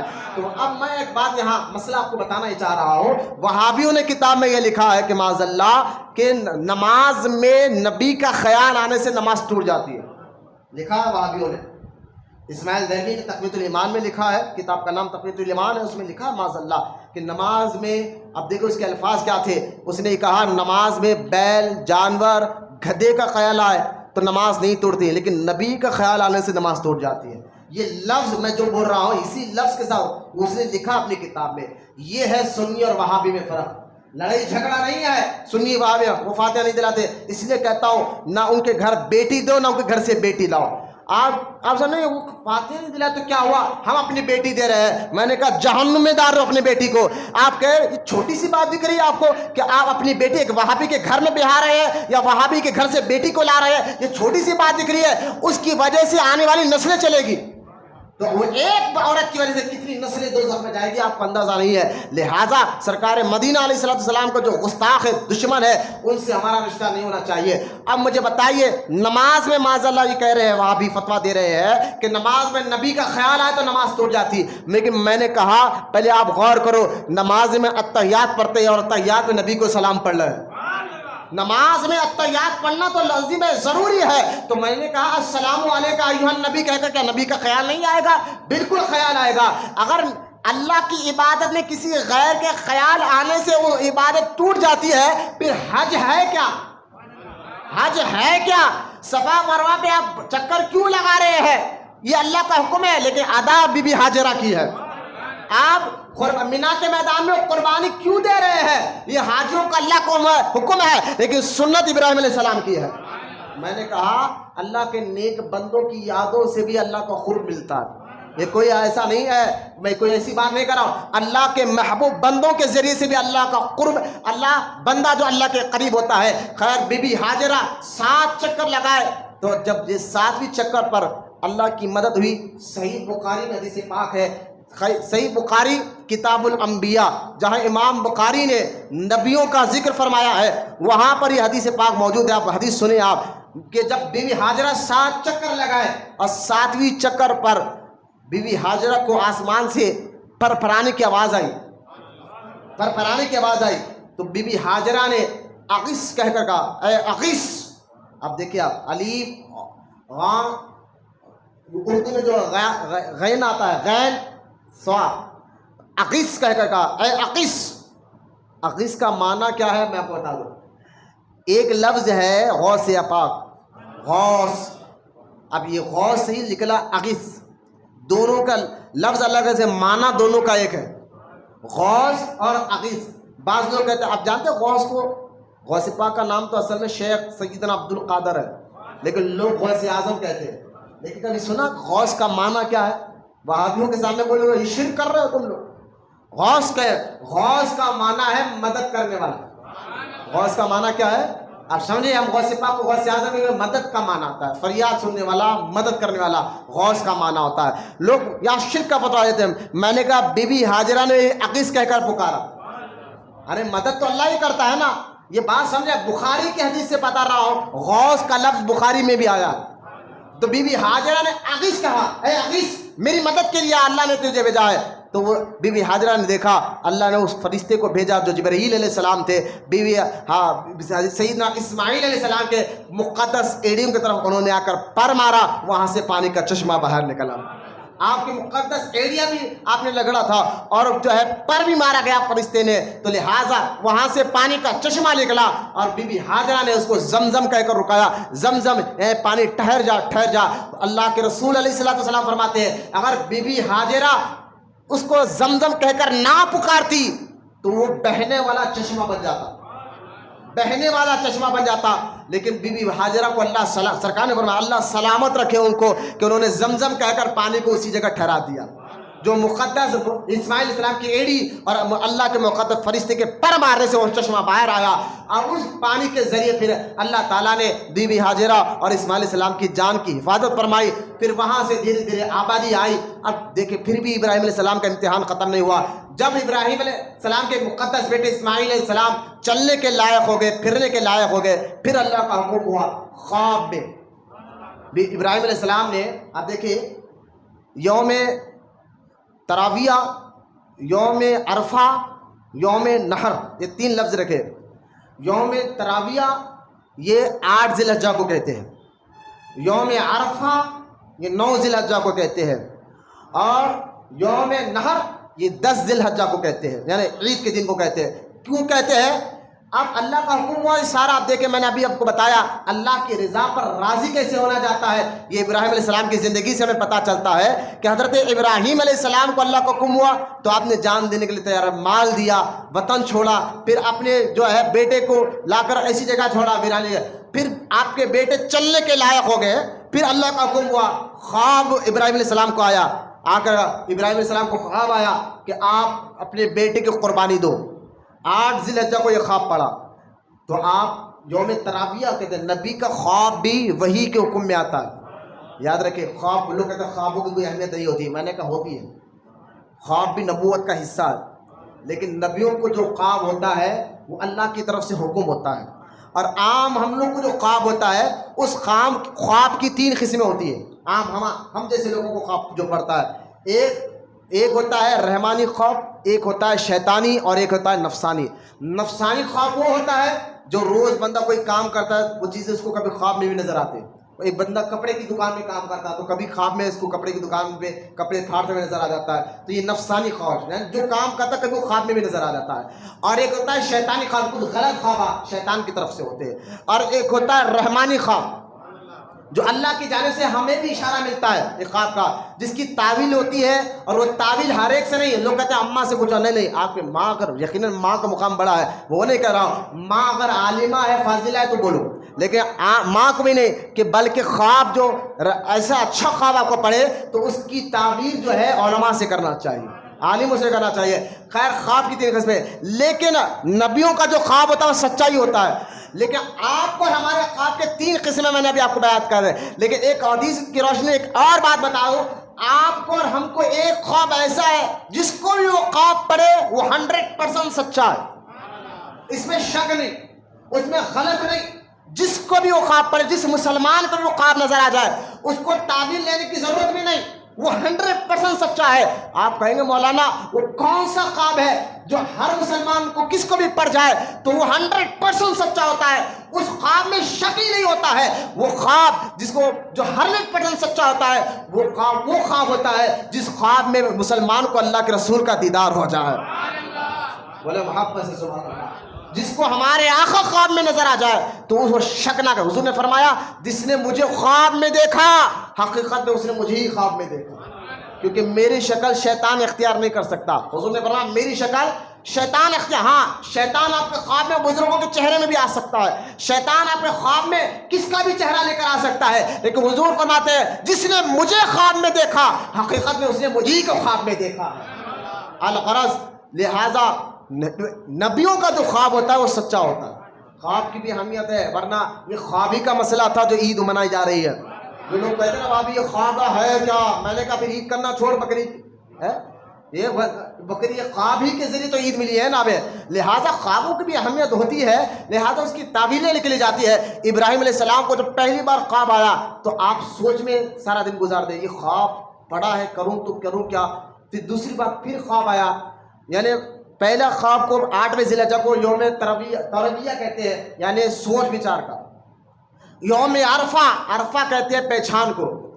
دوسرے دن 9 تاریخ کو پھر خواب پڑا آپ کو، آپ سمجھ گئے اللہ چاہتا کیا ہے کہ یہ حکم میرا ہے، تو آپ پہچان لیے اور اس پہچان میں 9 تاریخ کا دن چلے گیا. اب 10 تاریخ کے دن یوم النحر، یعنی آپ اس خواب کو عمل کرنے کے لیے نکل گئے. یوم نحر اس کو کہتے ہیں جس کو عید الاضحیٰ کہا جاتا ہے. اب ابراہیم علیہ السلام اللہ کے حکم پر جہاں تھے مصر میں، پھر وہاں سے آپ مکہ آئے اور مکہ آ کر اپنے بیٹے اسماعیل علیہ السلام کو تیار کروایا اور بیوی سے کہا بس اس کو کسی مہمان کے یہاں لے جا رہا ہو، کسی مہمان کے یہاں لے کر جا رہا ہو. یہ کہہ کر حضرت اسماعیل علیہ السلام کو تیار کروایا اور آپ کو اپنے گھوڑے پر بٹھایا اور لے جا کر جانے لگے مینا کے میدان کی طرف. تو یہ منظر کیسا منظر ہوگا کہ ایک تو ابراہیم علیہ السلام کی عمر 90 سال تھی تب پیدا ہوئی اسماعیل علیہ السلام، یعنی 90 سال کی عمر تک بچہ نہیں، بڑی دیر کے بعد بیٹا ہوا ہے. لیکن اللہ کا حکم ہو رہا ہے کہ اب یہ بچے کو جو ہے اللہ کے لیے قربان کر دو. دیکھیں ابراہیم علیہ السلام اللہ کے خلیل ہے، گہرے دوست ہے، کس طرح اللہ کی رضا پر راضی رہا جاتا ہے. حضرت ابراہیم علیہ السلام لے کر چلے گئے، فرشتے ٹہل گئے، کہنے لگے یا اللہ یہ کیا منظر ہے کہ ایک مقدس باپ اپنے مقدس بیٹے کو تیرے لیے قربان کرنے کے لیے جا رہا ہے، یہ کیا منظر تو ہمیں دکھا رہا ہے. فرشتے اللہ کی بارگاہ میں التجا کر رہے ہیں، لیکن جہاں فرشتے لرز رہے ہیں اللہ کے خوف سے دعائیں کر رہے ہیں وہاں پر شیطان کو یہ کام برداشت نہیں ہوا. ہاں شیطان اچھا کام برے کام کا جو ہے نا کرو تو وہ خوش ہوتا ہے، لیکن اچھا کام شیطان کو برداشت نہیں ہوتا. ہاں شیطان بھی 2 قسم کے ہوتے ہیں. آپ لوگ شیطان بولے تو آپ کے ذہن میں آج کل فلموں میں ڈراموں میں بتایا جاتا ہے وہ لمبے بال، لمبے ہاتھ، کیلے دانت، ایسے نہیں رہتا شیطان. حقیقت میں کوئی شیطان کو ہاں شیطان ہے رکھا گیا. اگر شیطان نہ ہوتا تو سورہ جن کیوں اترتا قرآن میں؟ تو قرآن میں شیطان کا ذکر ہے، سورہ جن میں ہے، لیکن اس کی حقیقت کو کوئی نہیں دیکھ سکتے. جو آپ شیطان بولتے ہیں آپ کے ذہن میں بری شکلیں آ جاتے ہیں، ایسا نہیں ہے. جو حقیقت میں شیطان اللہ ہمیں دیکھنا بھی نہیں ہے، اللہ ہمیں اس سے محفوظ رکھے، دیکھنا بھی نہیں ہے. لہٰذا شیطان جو ہے نا خالی سامنے آ جائے. جنید بغدادی رحمۃ اللہ تعالیٰ فرماتے ہیں ایک بار شیطان میرے سامنے سے گزرا، میرے جسم کے رونگٹے کھڑے ہو گئے اور دل تیز سے دھڑ دھڑ مانے. اللہ کے ولی کا یہ حال تھا تو آپ کا ہمارا کیا حال ہوگا. لہٰذا وہ یہ جو شیطان ہے نا، بعض شیطان نیکیوں میں رکاوٹ ڈالتے ہیں. آج بھی ہمارے پاس کچھ شیطان یہ ہوتے ہیں اور کچھ شیطان انسان نما بھی شیطان ہوتے ہیں، انسانی شیطان. سورہ انعام آیت نمبر 119 میں اللہ نے ذکر فرمایا کہ کچھ انسان نما شیطان بھی ہوتے ہیں، تو کچھ ایسے شیطان بھی آپ کو ملیں گے جو آپ کو چھوڑے نماز بعد میں پڑھ لیں گے، اور چھوڑو تیرے اماں باپ بعد میں دیکھ لیں گے، پہلے اپنا کام کر. تو لہٰذا اچھا کام کرنے میں یا دوست ہو تو سمجھ جاؤ کہ دوست نہیں، دوست کی شکل میں شیطان ہے. کیونکہ شیطان کو مسلمان نیکی کرے برداشت نہیں ہوتا، یعنی وہ پوری کوشش کرتا ہے استاد کے ذریعے یا آپ کے دوستوں کے ذریعے. بعض شیطان تو آپ کے ماں باپ کے ذریعے بھی آپ کو بھٹکاتے ہیں. اور وہ کیسا؟ آپ داڑھی رکھ لیں، اماں کہتے ہیں داڑھی کاٹ، باپ کہتا ہے داڑھی کاٹ، لہٰذا داڑھی کا مجبور کیا جاتا ہے. جبکہ داڑھی کا رکھنا، ایک مٹھی داڑھی رکھنا ہر مسلمان پر واجب ہے. یہ صرف مولانا لوگوں کے لیے نہیں ہے، یہ صرف مفتیوں کے لیے نہیں ہے کہ ایک مٹھی داڑھی رکھے. بس ہم نہیں رکھے، نانا ہر مسلمان پر ایک مٹھی داڑھی رکھنا واجب ہے، ضروری ہے۔ لہذا آج تو یہ حال ہو گیا ہے، ماں باپ اس کو داڑھی رکھنے پر نہ رکھنے پر مجبور کر دے، کاٹ دے داڑھی۔ تو نماز پر ہر ماں باپ کی بات نہیں کر رہا ہوں، ہوتا ایسا ہے اکثر، زیادہ تر آپ دیکھیں۔ لہذا نیکیوں میں رکاوٹ ڈالنا یہ شیطان کا کام ہے، یہ بات سمجھ میں ذہن رکھ لیں آپ۔ تو لہذا وہ شیطان دوست کی شکل میں آئے، وہ شیطان آپ کو کسی کی شکل میں آئے، بی بی ہاجرہ کے الفاظ کو یاد رکھ لیں۔ جو اس شیطان، جب شیطان کو برداشت نہیں ہوا، برداشت کی حد ختم ہو گئی کہ ابراہیم آگ میں کودنے کے لیے تیار ہو گیا، ابراہیم علیہ السلام مال دینے کے لیے اللہ کے لیے تیار ہو گیا، ہر کام اللہ کے لیے کر رہا ہے، اب برداشت کی حد ختم ہو گئی۔ بی بی ہاجرہ کے پاس شیطان انسانی شکل میں آیا اور آ کر کہنے لگا، مائی جانتی ہے کہ آپ کے شوہر آپ کے بیٹے کو کہاں لے کر گئے؟ آپ نے فرمایا کسی مہمان کے یہاں لے کر گئے ہیں۔ کہا نہیں، مہمان کے یہاں نہیں لے گئے، بلکہ آپ کے بیٹے کو آپ کے شوہر ذبح کرنے، قربانی کرنے کے لیے لے کر گئے ہیں۔ بی بی ہاجرہ نے کہا کوئی بھی باپ اپنے ایک لوتے بیٹے کے ساتھ یہ سلوک کر سکتا ہے؟ کوئی باپ ایسا نہیں کر سکتا، تو جھوٹ بول رہا ہے۔ تو شیطان کو آخر سچ بولنا پڑا، نہیں مائی اصل بات یہ ہے کہ آپ کے شوہر کو یہ ذہن میں ہے کہ ان کو اللہ کا حکم ہوا ہے کہ وہ اپنے بیٹے کو قربان کرے۔ بی بی ہاجرہ نے سمجھ گئے، کہا تو انسان نہیں شیطان ہے، سمجھ گئے۔ بی بی ہاجرہ نے جواب دیا تھا کہ اگر ایک اسماعیل کیا ہے، اللہ کا حکم ہو تم 1000 اسماعیل کو ایک ایک کر اس کی راہ میں دینے کے لیے تیار ہو۔ یہ کہہ کر بی بی ہاجرہ نے اس کو کنکر مارا۔ بولو سبحان اللہ، بولے محبت سے سبحان اللہ۔ یہ کہہ کر بی بی ہاجرہ نے کنکر مارا۔ اور سمجھ گئے جمرات میں حاجی کنکر کس کو مارتے ہیں، کس کی سنت ادا کر رہے ہیں۔ شیطان وہاں سے بھاگا، لیکن اس ادا کو اللہ نے کہا واہ میری محبت میں کنکر مارا۔ چل تو کون ہے؟ رب پہلے، اس کی رضا پہلے، اس کی اطاعت پہلے، اس کا حکم پہلے، لہذا کنکر مارا۔ اللہ کو ادا پسند آ گئی، رب کو ادا پسند آ گئی، اور اسی ادا کو قیامت تک کے لیے اللہ نے جاری رکھ دیا۔ اب پھر وہاں سے شیطان برداشت نہیں ہوا، اسماعیل علیہ السلام کے پاس گیا، کہنے لگا آپ کے والد آپ کو قربان کرنے کے تیار ہے۔ آپ نے کہا باپ کیوں کرے گا ایسا، کہ اللہ کا حکم ہے۔ اسماعیل علیہ السلام نے کہا یہ ایک جان کیا ہے، میرے دادا پیر کے کہنے کے شعر میں کہتا ہوں، یہ ایک جان کیا ہے اگر ہو کروڑوں، یہ ایک جان کیا ہے اگر ہو کروڑوں، تیرے نام پر میں سب وارہ کروں، میں تیرے نام پر سب وارہ کروں میں۔ اسماعیل علیہ السلام نے کہا یہ ایک جان کیا ہے، رب کا حکم ہے، سب کو دینے کے لیے تیار ہے۔ اور یہ کہہ کر اسماعیل علیہ السلام نے اس کو بھی کنکر مارا۔ وہ مجلا شیطان، 3 شیطان کو کنکری مار دیتے ہیں وہاں پر۔ جمرات میں حاجی کو مارنا لازم ہے، نہیں مارو گے حج مکمل نہیں ہوگا، نہیں مارو گے دم دینا پڑے گا۔ لہذا 3 شیطانوں کو کنکریاں مارنا ہر حاجی پر لازم ہے، بلکہ حج کا رکن ہے، حج ادا ہی تب ہوگا۔ لہذا پہلا شیطان مجلا شیطان، اور پھر گیا ابراہیم علیہ السلام کے پاس۔ ابراہیم علیہ السلام نے بھی کنکر مار کر جب بھگایا، وہ ہے چھوٹا شیطان۔ 3 شیطانوں کا کنکر مارنا یہ پلیئر بنا دیے گئے ہیں۔ یہ کس کی سنت ہے؟ میں نے کہا یہ بی بی ہاجرہ، اسماعیل علیہ السلام اور ابراہیم علیہ السلام کی سنت مبارکہ۔ آپ جو ہے وہاں سے لے کر بیٹے کو گئے، اور آپ وہاں مینا کے میدان میں جا کر اپنے بیٹے کو ساری بات سنا دی کہ بیٹا ایسا ایسا معاملہ ہے، آپ کی رائے کیا ہے اس بارے میں؟ یہ تو رب کا حکم ہے۔ میں نے کہا دیکھیں، جب ابراہیم علیہ السلام نے ساری بات سنا دی کہ یہ بات ایسی ایسی معاملہ ہے، تو حضرت اسماعیل علیہ السلام نے بہت پیارا جواب دیا تھا۔ میں یہ ترجمہ آپ کو سامنے سناؤں گا۔ جب اسماعیل علیہ السلام نے والد سے سنا کہ اللہ کا حکم ہے میں آپ کو قربانی دے دوں، تو آپ نے فرمایا کون؟ اسماعیل علیہ السلام نے جو کہا اللہ نے قرآن میں اس کا ذکر فرمایا۔ اب اللہ قرآن میں فرماتا ہے، اسماعیل علیہ السلام نے کہا، پھر جب وہ اس کے ساتھ کوشش کرنے کے قابل عمر کو پہنچ گیا تو ابراہیم نے کہا اے میرے بیٹے، اے میرے بیٹے، میں نے خواب میں دیکھا میں تجھے ذبح کر رہا ہوں، اب تو دیکھ تیری کیا رائے ہے؟ اب ابراہیم علیہ السلام اپنے بیٹے اسماعیل علیہ السلام سے رائے لے رہے۔ یہ مت سمجھیے کہ رائے کیوں لے رہے ہیں، اللہ کا حکم تھا ذبح، رائے نہیں لیتے تو کیا اسماعیل علیہ السلام منع کر دیتے کہ بھائی میں تو نہیں ہوتا، ابا میرے کو یہ کیا کر رہے، ایسا مت کرو؟ لیکن پھر رائے کیوں لی جا رہی ہے؟ رائے اس لیے لی جا رہی ہے لوگوں کو پتہ چلے کہ بیٹا کیسا فرما بردار ہے۔ بولو نا سبحان اللہ۔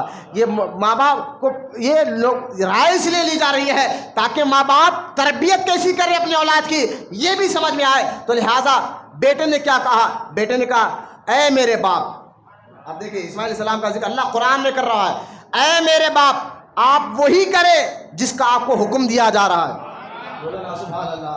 کیا جملہ ہے, مجھے بتائیے یہ تربیت کا اثر نہیں تو کیا ہے؟ ماں باپ کی تربیت کا اثر بچوں کی مزاج میں آتا ہے. اس لیے میں اکثر کہتا ہوں بچے اسکول یا مدرسے میں بعد میں سیکھتے ہیں, پہلے گھر میں سیکھتے ہیں, پہلے گھر میں سیکھتے ہیں. ماں باپ اگر ان کے نمازی پرہیزگار ہو اور اللہ کی رضا پر راضی رہنے والے ہو تو ان کا اثر بچوں میں بھی آتا ہے, ان کے اخلاق میں بھی آتا ہے, ان کی عادتوں میں بھی آتا ہے. اس لیے میں ہاتھ جوڑ کر کہہ رہا ہوں جن کی شادی ہو چکی ہے اپنے بچوں کی تربیت ابھی کرے, یہ غور کرے. آج لوگ حیران ہیں, کئی بچیاں مرتد ہو رہی ہے, غیروں کے ساتھ بھاگ رہی ہے, تو میں ان کو کہہ رہا ہوں پہلے آپ اپنے بچوں پر نظر رکھے, ان کی تربیت صحیح کرے. وہ کہاں جا رہی ہے دیکھیے, وہ کس سے بات کر رہی ہے وہ دیکھیے. فون جو ہے سب سے بڑا ذریعہ جو ہمارے بچے بگڑ ہے, یہ خاص طور پر ماں باپ کی ذمہ داری ہے. تربیت کا اثر بچوں کے اخلاق میں آتا ہے, تربیت کا اثر بچوں کے عادتوں میں آتا ہے. لہٰذا حضرت ابراہیم علیہ السلام اور ان کے ماں یعنی اسماعیل علیہ السلام کی ماں بی بی ہاجرہ نے تربیت ایسی دی تھی. آپ 12 سال کی عمر ہے, جملہ دیکھیں اسماعیل علیہ السلام کا کیا ہے کہ اے میرے باپ وہی کر دیجئے جو آپ کو اللہ نے حکم دیا ہے. بولنا سبحان اللہ. اللہ نے آپ کو حکم دیا ہے, پھر آپ نے فرمایا کہ جس کا آپ کو حکم دیا جا رہا ہے انشاءاللہ, اسماعیل علیہ السلام کہتے ہیں انشاءاللہ ان قریب آپ مجھے صبر کرنے والوں میں پائیں گے. انشاءاللہ ان قریب مجھے آپ صبر کرنے والوں میں پائیں گے. تب جب یہ بات ہو گئی, ابراہیم علیہ السلام کو اپنے بیٹے اسماعیل علیہ السلام کو لٹایا تو بیٹے نے کہا ماں, اب غور کریں جملہ کیا ادب ہے, اللہ کی رضا پر راضی کیسے رہنا ہے. اب حضرت اسماعیل علیہ السلام نے ادب سے کہا والد محترم سے کہ ایک کام کریے, ایک تو آپ میرے ہاتھ اور پیر کو باندھ دیجئے. ہائے ہائے, موت کے لیے لٹایا جا رہا ہے, لیکن اسماعیل علیہ السلام نے کس خوشی خوشی سے اللہ کے لیے جان دینے کے لیے تیار ہے. کہا ایک تو آپ میرے ہاتھ اور پیر کو باندھ دیجئے, دوسرا آپ میرے آنکھوں پر پٹی اور باندھ دیجئے, اور تیسرا آپ مجھے الٹا لٹائیے, الٹا لٹائیے اور میری گردن سے چھری چلائیے. بولے کیوں؟ کہ ایسا نہ ہو کہ آپ مجھے ایسا لٹائے اور گلے پہ چھری چلانے سے کہ آپ کے ہاتھ نہ رک جائے میرا چہرہ دیکھ کر. بولو نا سبحان اللہ. میرا چہرہ دیکھ کر آپ کے دل میں بیٹے کی محبت غالب آ جائے اور اللہ کی محبت میں آپ کہیں چھری چلانا نہ روک دے. لہٰذا آپ ایک کام کریں, ہاتھ پیر بھی باندھے. اور کیا تیاری سے جواب دے رہے ہیں, ارے بھائی کیا کریں, کیا ان کو معاذ اللہ کہ ابراہیم علیہ السلام کچھ پکنک پہ لے جا رہے ہیں یا کچھ ایسا کام کرا, نہیں بلکہ جام دینا ہے. لیکن اسماعیل علیہ السلام میں یہ اخلاق آیا کہاں سے کہ اللہ کے لیے جو کچھ کرنا ہے کرنے کے لیے تیار ہو جاؤ. تو یہ اخلاق ماں باپ کی مزاج سے آیا ہے, ان کی تربیت سے آیا ہے. لہٰذا یہ مزاج اگر ہم اپنی اولاد میں ڈال دیں کہ بیٹا اللہ کے راضی کرنے کے لیے کام ہمیں زندہ جینا اللہ کی رضا کے لیے ہے, مرنا اللہ کی رضا کے لیے ہے, تو انشاءاللہ ہمارے گھروں میں غوث اعظم تو پیدا نہیں ہوں گے, لیکن غوث پاک کے غلام ضرور پیدا ہوں گے, غریب نواز کے غلام ضرور پیدا ہوں گے. ان کے غلام پہلے کے دور میں کیوں, پہلے کے لوگوں میں غوث اعظم جیسے بچے پیدا ہوتے تھے, بندہ نواز جیسے بچے پیدا ہوتے, آج کیوں نہیں ہو رہے ہیں؟ تو اس میں سب سے بڑا اثر ماں باپ کا بھی ہوتا ہے. ماں باپ اگر نمازی ہو تو بچہ نمازی ہوتا ہے, ماں باپ اگر شرابی ہو تو آپ دیکھ لیں بچوں کا اثر کہ وہ بھی شرابی جواری نکلتے ہیں. لہٰذا اپنے ماں باپ کے اخلاق اور تربیت کا اثر سب سے, میں بار بار کہتا ہوں بچے مدرسے میں یا اسکول میں سیکھتے بعد میں پہلے گھر میں سیکھتے ہیں. تو جن کی شادی نہیں ہوئی وہ آج سے یہ سبق کرے کہ انشاءاللہ ہم اپنی اولاد کو بچپنے سے تربیت دیں گے. آج یہ سائنس بھی یہ بات مانتی ہے کہ آج بچہ ماں کے پیٹ میں ہو تو اس کا اثر تبھی سے شروع ہو جاتا ہے, باہر کے اثر کو قبول کرنا شروع کرتا ہے. ماں کے پیٹ میں جب بچہ آ جائے نا تبھی سے عورتوں کو چاہیے قرآن کی تلاوت شروع کر دے, پہلے بھی کرے کہ اس وقت اور زیادہ شروع کرے. غوث اعظم سے پوچھا گیا جب آپ بڑے ہو کر 4 سال کی عمر میں مدرسے میں گئے تو آپ کے استاد نے قرآن پڑھا تو غوث پاک 17 پارے پڑھ 17 پارے پڑھ لیے. تو پہلی بار آئے 17 پارے پڑھ کر بتایا. لوگوں نے کہا اے عبد القادر جیلانی آپ کو یہ 17 پارے یاد کہاں سے ہوئے؟ فرمایا ماں کے پیٹ میں یاد ہوئے, ماں کے پیٹ میں یاد ہوئے ہیں. کیونکہ میرے ماں جب میں پیٹ میں تھا میری ماں روز کھانا بناتی ہے تب بھی قرآن پڑھتی تھی, کام کر رہی ہے تب بھی قرآن پڑھتی تھی, خالی ٹائم میں تو پڑھتی تھی لیکن گھر کا کام کاج کرتے کرتے بھی قرآن پڑھا کرتی تھی. تو اس کا پڑھنا اتنا تھا میں اس کے کلام کو اپنے ماں کے پیٹ میں غوث اعظم پر میں یاد کر رہا تھا. یہ غوث پاک کی کرامت تو ہے, لیکن آج سائنس بھی یہ بات کہتی ہے کہ بچے جب ماں کے پیٹ میں آ جاتا ہے تو ماحول کا اثر بچے کو قبول ہوتا ہے. آج ہمارا حال کیا ہے, اگر عورت حمل سے ہو جائے تو فوراً ڈاکٹر پہلا لفظ ہے بیڈ ریسٹ. اب وہ پلنگ پہ لیٹے رہتی ہے, نہ گھر میں کام کر کے ماں باپ اس کو بلا لیتے. کام کیا ہے, ہاتھ میں ریموٹ ہے, سامنے ٹی وی چل رہی ہے, اس میں عجیب عجیب سیریل, ماذ اللہ عجیب عجیب حرکتیں جس میں آپ سوچ نہیں سکتے کہ ایک عورت کے 4 5 مردوں سے تعلقات، ایک مرد کے 8 10 عورتوں سے تعلقات، اس طرح کے ڈرامے دیکھ رہے ہیں اور یہ مزے لے کر بیٹھ کر دیکھ رہی ہے. پھر مجھے بتائے ایسے بچے ایکٹر نہیں تو پھر کیا پیدا ہوں گے؟ اگر وہی عورت جب اس کو پتہ چل جائے بھئی واقعی کمزوری ہے، آپ کو ریسٹ کرنا ہے، اگر وہ قرآن پڑھتے رہ جائے، چلیے اللہ نہ کرے قرآن پڑھنا نہیں سیکھا، نہیں آتا پڑھنا، درود پڑھتے رہ جائے، کلمہ طیبہ پڑھتے رہ جائے، آپ دیکھیں پھر اس کا اثر بچے کی مزاج پہ آتا ہے. جب بچہ پیدا ہوگا تو یہی اصل کمال ہے. حضرت اسماعیل علیہ السلام کو جب لٹا کر ذبح کیا جا رہا تھا، فرشتے لرز گئے، اللہ کا حکم ہوا اے ابراہیم رک جا. اب آپ چھری بھی چلا دی، لیکن چھری کو اللہ نے حکم دیا تھا کاٹنا نہیں. بولو نا سبحان اللہ. آپ کہیں گے اب چھری کاٹے لیکن چھری کا کام ہی کاٹنا ہے. ایک ذرا اس لاجک کو آپ سے میں کہنا چاہ رہا ہوں. کچھ چھری کا کام کیا ہے؟ لیکن اسماعیل علیہ السلام کی گردن کو نہیں کاٹی. آگ کا کام کیا ہے؟ جلانا ہے نا. لیکن ابراہیم علیہ السلام کو نہیں جلائے. معلوم کیا ہوا؟ بغیر اللہ کے حکم سے نہ آگ کام کرتی ہے نہ چھری کام کرتی ہے. لہذا چھری اسی وقت کاٹتی ہے جب اللہ کا حکم ہو، آگ اسی وقت جلاتی ہے تب اللہ کا حکم ہو. یہی تو آپ کو سمجھانا چاہتے ہیں کہ غوث اعظم کی مدد اسی وقت آتی ہے جب اللہ کا حکم ہو. آپ کہہ رہے ہیں میں نے کھانا پکا دیا، مثال دے رہا ہوں، کس پہ پکا؟ بولے آگ پہ، گیس کو چولہے پہ رکھا، کھانا پکا دیا. میں نے کہا یہ آگ نے جو کھانا پکایا ہے اگر اللہ حکم نہ دیتا تو پکاتی؟ بولے نہیں پکاتی. بولے آگ بھی حکم سنتی ہے اللہ کا. میں نے کہا قرآن کی آیت پڑھ کر دیکھ، ابراہیم علیہ السلام کو نہیں چلے گی آگ. اور اس روایت کو سمجھ ذہن میں کہ جس وقت ابراہیم علیہ السلام کو آگ میں ڈالا گیا تھا اس وقت جتنے زمین پر آگ تھی نا ساری کی ساری آگ کام کرنا چھوڑ دی. صرف وہ آگ نہیں، اور لوگوں کے گھروں میں جو آگ جل رہی تھی وہ آگ سے اس دن کوئی لوگ فائدہ نہیں اٹھا سکے، کوئی لوگ آگ سے فائدہ ہی نہیں اٹھا سکے. میں نے کہا آگ ہو ساری کائنات ذرہ ذرہ اللہ کا حکم سنتی ہے اور مانتی ہے، اللہ کا حکم سنتی ہے اور مانتی ہے. میں نے کہا یہ آگ جلا کر کھانا تیار کر رہی ہے، اللہ کا حکم ہے. میں نے کہا بس آپ کہہ رہے لیکن آپ کیا کہتے ہیں؟ اللہ نے کھانا، اللہ کے حکم سے کھانا تیار کہتے یا کھانا میں نے بنایا؟ عموماً تو یہ کہتے ہیں کھانا بنا بھائی، چولہے پہ رکھ کر کھانا تیار ہو گیا، لیکن اصل اللہ کے حکم سے تیار ہوا. اگر اللہ نہیں چاہتا تو، لیکن یہ کہنا کہ کھانا تیار ہو گیا، میں نے چولہے پہ رکھ کر کھانا تیار کر دیا، یہ کوئی شرک کہے گا؟ اس کو کوئی غلط کہے گا؟ نہیں کہے گا. کیوں؟ کیونکہ وہ جانتا ہے بھائی آگ تو ذریعہ بنانے والا اللہ ہے، حکم اللہ کا ہوتا ہے. میں یہی تو کہہ رہا ہوں، ہم جو کہتے ہیں غوث اعظم نے میری بات سن لی، غریب نواز نے میری بات سن لی، بندہ نواز نے میری بات سن لی، میرا بیڑا پار کر دیا. لوگ کہتے ہیں شرک ہو گیا. میں نے کہا نا یہ تو وہی بات ہے، پانی نے میری پیاس بجھا دی، آگ نے مجھے کھانا بنا دیا. آنے کہ پیاس اللہ بجھاتا ہے، کھانا اللہ کے حکم سے تیار ہوتا ہے. تو میں یہ باتوں کو دیکھے. اب غوث پاک یہ اسماعیل علیہ السلام کو جب چھری چلا گیا اور 3 مرتبہ، تو آپ تینوں مرتبہ چھری نے آپ کو مقدس گردن کو نہیں کاٹا، یہاں تک کہ جنت سے جبرائیل علیہ السلام نے دمبا لے کر آیا اور دمبا لے کر آیا اور اسماعیل علیہ السلام کو ہٹایا، ان کی جگہ دمبا رکھ دیا گیا اور وہ دمبا ذبح ہو گیا. اللہ پاک نے فرمایا اے ابراہیم تو نے اپنا خواب سچ کر کے بتا دیا، تو نے اپنا خواب سچ کر کے بتا دیا. آئے میرے محبوب، اب اچھا وہ چھری کاٹ بھی کیسے سکتی تھی؟ کیونکہ اسماعیل علیہ السلام کے پیشانی میں ہمارے نبی کا نور جلوہ گر تھا. بولے محبت سے سبحان اللہ.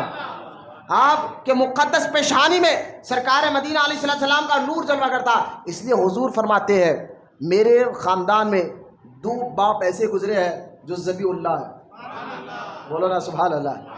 2 خواب ایسے گزرے، 2 باپ میرے خاندان میں ایسے گزرے ہیں، میرے اوپر آ جائے تو میں 2 ذبیح اللہ کا بیٹا ہوں. حضور فرماتے تھے ایک تو میں جن کے پشت میں رہا وہ اسماعیل علیہ السلام جن کو اللہ کے لیے قربانے کے لیے تیار کیا گیا، اور دوسرے میرے والد خود حضور کے والد سیدنا عبداللہ بولیے رضی اللہ تعالی عنہ، وہ حضور کے ابا سیدنا عبداللہ رضی اللہ تعالیٰ عنہ، اللہ ان سے راضی وہ اللہ سے راضی. لہذا حضرت عبداللہ کے والد عبد المطلب نے جب زمزم، کچھ وجہ سے آپ جو زمزم کا کنواں آپ دیکھ رہے ہیں نا، کچھ وجہ سے ایک دور ایسا بھی آیا کنویں کو دشمنوں نے چھپا دیا تھا. اس کے اندر ہتھیار ڈال کر مٹی ڈال کر چھپا دیا تھا۔ یہ کب کے دور کی بات ہے؟ یہ حضور ابھی پیدا نہیں ہوئے اس سے پہلے کی بات ہے۔ یہ کنواں چھپ گیا تھا۔ سارے مکے میں سب سے زیادہ پریشانی پانی کی تھی۔ زمزم جو ہزاروں سال سے لوگوں کو سیراب کر رہا تھا، لیکن دشمنوں نے ایک وقت ایسا بھی آیا کعبے پہ حملہ کر کر، حضور کے دادا پر داداؤں کا ذکر دور چل رہا تھا، کعبے پہ حملہ کیا۔ سنگ اسود جس کو جنتی پتھر کا جو کعبے کے اندر چپکا ہوا ہے، جہاں سے لوگ طواف شروع کرتے ہیں، اس پتھر کو نکال لیا تھا اور کعبے کو شہید کر کر زمزم کے کنویں کو بند کر دیا تھا۔ یہ دور چلتا رہا۔ جب حضور کے دادا عبد المطلب کا دور آیا، حضور کے دادا عبد المطلب کا دور آیا، پانی کی قلت ہونے لگی تو آپ کو اشارہ ملا عبد المطلب حضور کے دادا کو، یہاں کھودو، یہاں زمزم کا کنواں ہے، کیونکہ نشان مٹ چکا تھا، نشان تک مٹ چکا تھا۔ عبد المطلب سردار مکہ تھے، انہوں نے اپنا خواب بیان کیا۔ لوگوں نے کہا ہزاروں سال ہو گیا ہے کنواں چھپ کر، لہٰذا آپ جو ہے چھوڑو، یہ کیا کر رہے ہو؟ آپ نے فرمایا میں اللہ سے منت مانگتا ہوں، اگر یہاں سے کنواں نکلے گا پانی کا تو میں اپنے 10 بیٹوں میں سے ایک بیٹوں کو اللہ کی راہ میں قربان کر دوں گا۔ یہ منت حضور کے دادا نے مانی تھی، اور وہاں جہاں کو خواب میں اشارہ ملا تھا وہاں کھودا گیا تو وہاں سے زمزم کا کنواں پھر سے باہر نکل آیا۔ بولے محبت سے سبحان اللہ۔ اب تو یہ خواب پورا، یہ آپ نے منت آپ نے مانگی تھی نا، زمزم کا کنواں باہر آ جائے، یعنی نشان مل جائے تو اپنے ایک بیٹے کو میں ذبح کر دوں گا 10 بیٹوں میں سے۔ عبد المطلب کے 10 بیٹے تھے اور 10 کے 10 بیٹے تیار تھے، آپ کس کی بھی قربانی دے دیں اللہ کے لیے، تو لہٰذا آپ نے ناموں کی چھٹی ڈالی۔ جب چھٹی ڈالی تو آپ کا حضور کے والد عبداللہ کا نام آیا، پھر دوسری بار ڈالی، پھر حضور کے والد کا نام آیا، پھر تیسری بار ڈالی 10 بیٹوں کی چھٹی تو تیسری بار بھی حضور کے والد کا ہی نام آیا، لیکن حضور کے والد جن کے پیشانی میں حضور کا نور چمک رہا تھا۔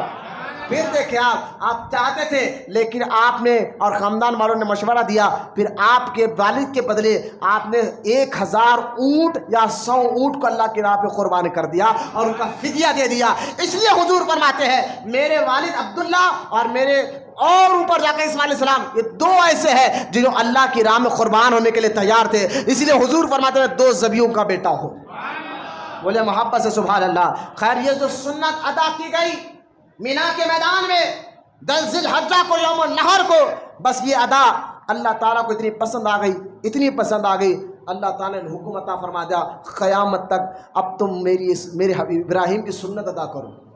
اب مجھے بتائے، یہ گوشت ہم جو قربانی دے رہے ہیں، جو جانور، لوگ کہتے ہیں کہ یہ مسلمان جو ہے نا اسلام میں 100 کام اچھے ہیں، آج نیا نیا طریقہ دیکھا ہمارے ذہنوں کو بھٹکایا جا رہا ہے، 100 کام اچھے ہیں ان کے پاس، لیکن ایک جو کام ہے، لیکن ہماری عیدوں کی تعریف غیر بھی کرتے ہیں، ان کے رمضان شریف کا مہینہ دیکھ لو، فلاں فلاں عید دیکھو، فلاں فلاں کام دیکھو، عید میلاد النبی دیکھ لو، سب کا، لیکن ایک کام غلط ہے۔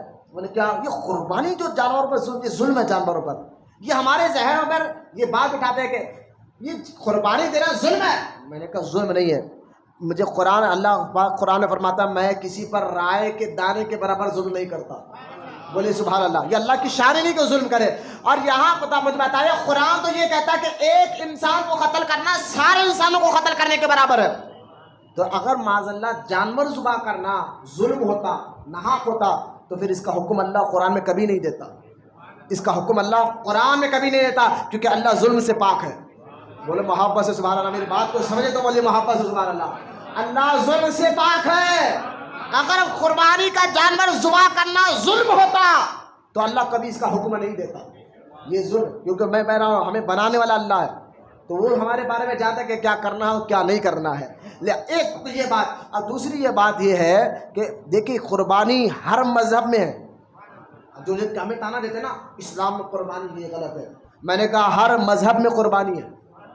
یہودی مذہب میں دیکھو وہاں بھی قربانی ہے، عیسائی مذہب میں دیکھو وہاں بھی قربانی ہے، غیروں کے مذہب میں دیکھو وہاں بھی ہے۔ بولے وہ کیسا؟ میں نے کہا قربانی تو ہے، نام الگ الگ ہے، کسی اور کے نام پہ دیتے ہوں گے۔ آپ غیر بھی دیکھیں، اس کو بلی کیا کہتے ہیں؟ بلی کہتے ہیں۔ غیر مسلم جو قربانی، ہم اس کو قربانی کہتے ہیں، اور یہ غیر مسلم کون اٹھ رہا؟ ذرا اس پر توجہ نہ دے، میری بات کریں۔ درود شریف پڑھیں ایک مرتبہ۔ اللہم صلی علی سیدنا محمد معدن وجود والکرم۔ اللہ میں مزیدوں میں ادب کے ساتھ بیٹھنے کی توفیق عطا فرمائے۔ لہذا غیر مسلم بھی بلی کہتے ہیں اس کو، بلی گمبا۔ چلا، میں نے کہا یہ تب ظلم نظر آیا آپ کو؟ میڈیا میں چیخے پھاڑ پھاڑ کا چیخ کر رہے ہیں بیٹھ کے ظلم ہو رہا ہے جانوروں پر. میں نے کہا یہ تم بکواس مت کرو, پھر یہ بلی کیا ہے؟ یہودیوں کو کیا کہو گے, عیسائیوں کو کیا کہو گے؟ ہر مذہب میں ہے. ہمارا جو مقصد ہے قربانی دینے کا, یہ مقصد کو آپ سمجھے. ہاں یہ جو آپ کہیں گے میں نے, یہ تو آپ کو سمجھ گئے. سورہ حج میں اللہ نے قرآن میں فرمایا, سورہ حج میں اللہ فرماتا ہے قربانی میری نشانی ہے. بولو یا سبحان اللہ. اللہ کی نشانی, اللہ کا اللہ نے میری نشانی. مطلب کیا ہے آپ نہیں سمجھے نشانی کا؟ بھائی اگر آپ کو کہیں جانا ہے تو ایروما کا یہ نشان میں تھا, یہاں جاؤ وہ مل جائے گا. کسی روڈ پر جانا ہے, کسی شہر میں جانا ہے تو آپ کس کو فالو کرتے ہیں؟ سائنس بورڈ کو فالو کرتے ہیں نا. اب سفر میں جا رہے ہیں, فلاں علاقے میں جانا ہے, یہ سائنس بورڈ میں یہاں سے 3 کلومیٹر جاؤ وہ مل جائے گا, وہ گاؤں مل جائے گا, وہ شہر مل جائے گا. میں اسی کو نشانی کہتے ہیں, دوسرے لفظوں میں سائنس بورڈ کہتے ہیں. اب نشان قربانی کیا ہے؟ قرآن میں اللہ فرماتا ہے یہ میری نشانی ہے. مطلب کیا ہے؟ قربانی دو اللہ مل جائے گا. بولو نا سبحان اللہ. اللہ کا قرب ہو جائے گا, بندہ اللہ کے قریب ہو جائے گا. تو مجھے بتائے جب ہمارا دیش آزاد نہیں ہوا تھا نا, جب دیش آزاد ہوا انگریزوں سے, تو یہ معاہدہ ہوا, یہ بات ہوئی تھی کہ یا ہندوستان میں ہر مذہب والا اپنے اپنے مذہب پر, اپنے اپنے شاعر پر, جس کے ذریعے سے اس کی پہچان ہے, وہ کھل کر عمل کرے گا. یہ ہمارا دستور بنا تھا, یہ ہمارا آئین بنا تھا, جو آج بھی ہے, آج بھی ہے. اللہ غارت کرے ان لوگوں کو جو ایک سا سول کوڈ بنانے کی کوشش کر رہے ہیں, یعنی ایک دستور ایک قانون بنانے کی کوشش کر رہے ہیں. اگر ایک دستور ایک قانون بن جائے تو پھر ہم غلام کی طرح ہو جائیں گے. انگریزوں میں ہے کیا, ہم غلام بن جائیں گے. پھر سے انگریز چاہتے تھے ہم ہمارے غلام بن کر رہو, لیکن دیش آزاد ہوا, سب نے مل کر آزاد کیا. بولو سبحان اللہ. ہر ایک کا خون اس میں ہے. جب یہ آئین بنا جو آج تک جاری ہے کہ ہر مذہب والا, چاہے ہندو ہو, چاہے مسلمان ہو, عیسائی ہو, یہودی ہو, جتنے ہندوستان میں مذاہب ہے, وہ ہر مذہب والا اپنی مذہب پر دل و جان سے عمل کرے گا. کوئی اس کو روک ٹوک نہیں ہوگی, کوئی اس کے اندر خرابی نہیں ہوگی, کوئی اس کو کچھ نہیں بولے گا.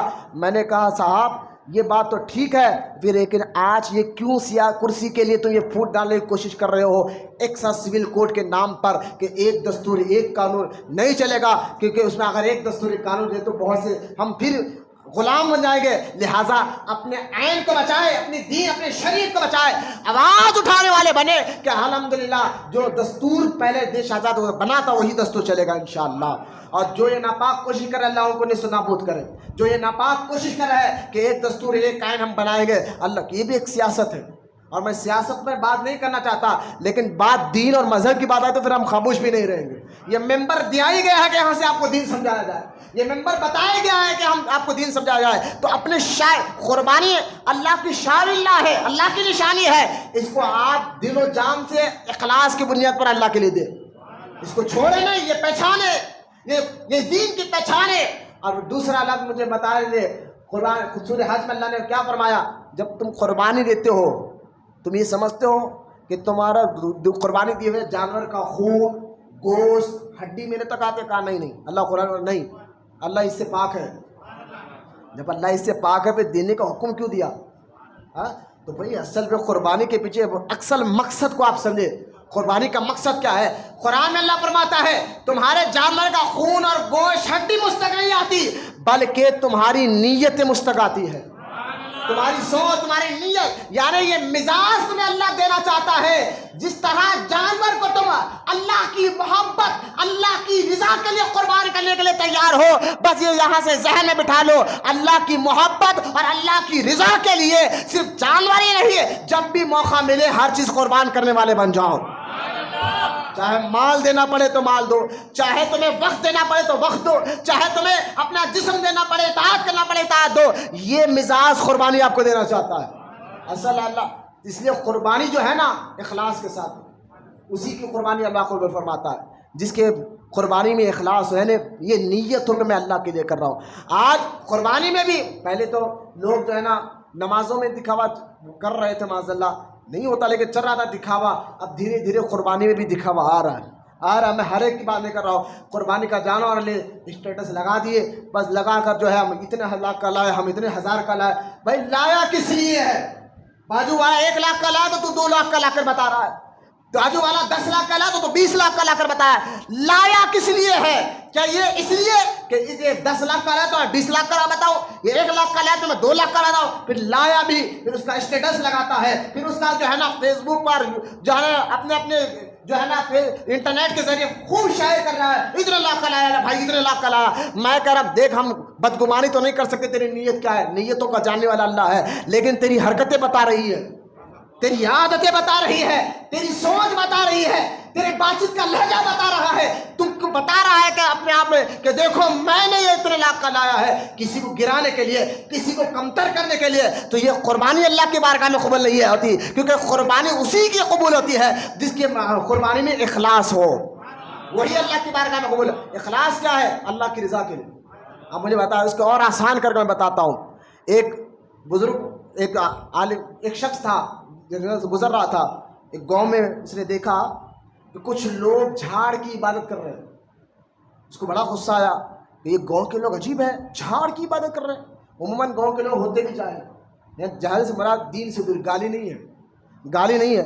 آپ دیکھیں، آپ دھیرے دھیرے گاؤں میں حال یہ ہو گیا، ایسے وہ عید کی نماز پڑھ رہے ہیں، جمعہ گیا 5 ٹائم گئے، صرف عید کی نماز میں نظر آئیں گے. اب دھیرے دھیرے وہ لوگ بھی چھوڑیں. اللہ ہمیں سمجھے دین پھیلانے والا بھی بنا ہے اپنی حیثیت کے مطابق. لہٰذا ہم تو کام کر رہے ہیں اپنی حیثیت کے مطابق. دعا فرمائے اللہ ہمارے ان کام میں برکت عطا فرمائے. لیکن آپ کا بھی کام ہے اپنے اخلاص سے دین کا کام کرے، نیکی کے عام کرے، جتنی آپ کی حیثیت ہے، جتنی آپ کی طاقت ہے.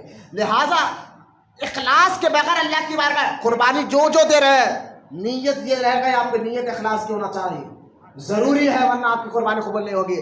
اخلاص کیا ہے؟ اخلاص کا معنی اللہ کی رضا کے لیے. آپ دیکھیں، لوگ شخص نے دیکھا کہ لوگ جھاڑ کی عبادت کر رہے ہیں، تو اس نے بڑا غصہ آیا.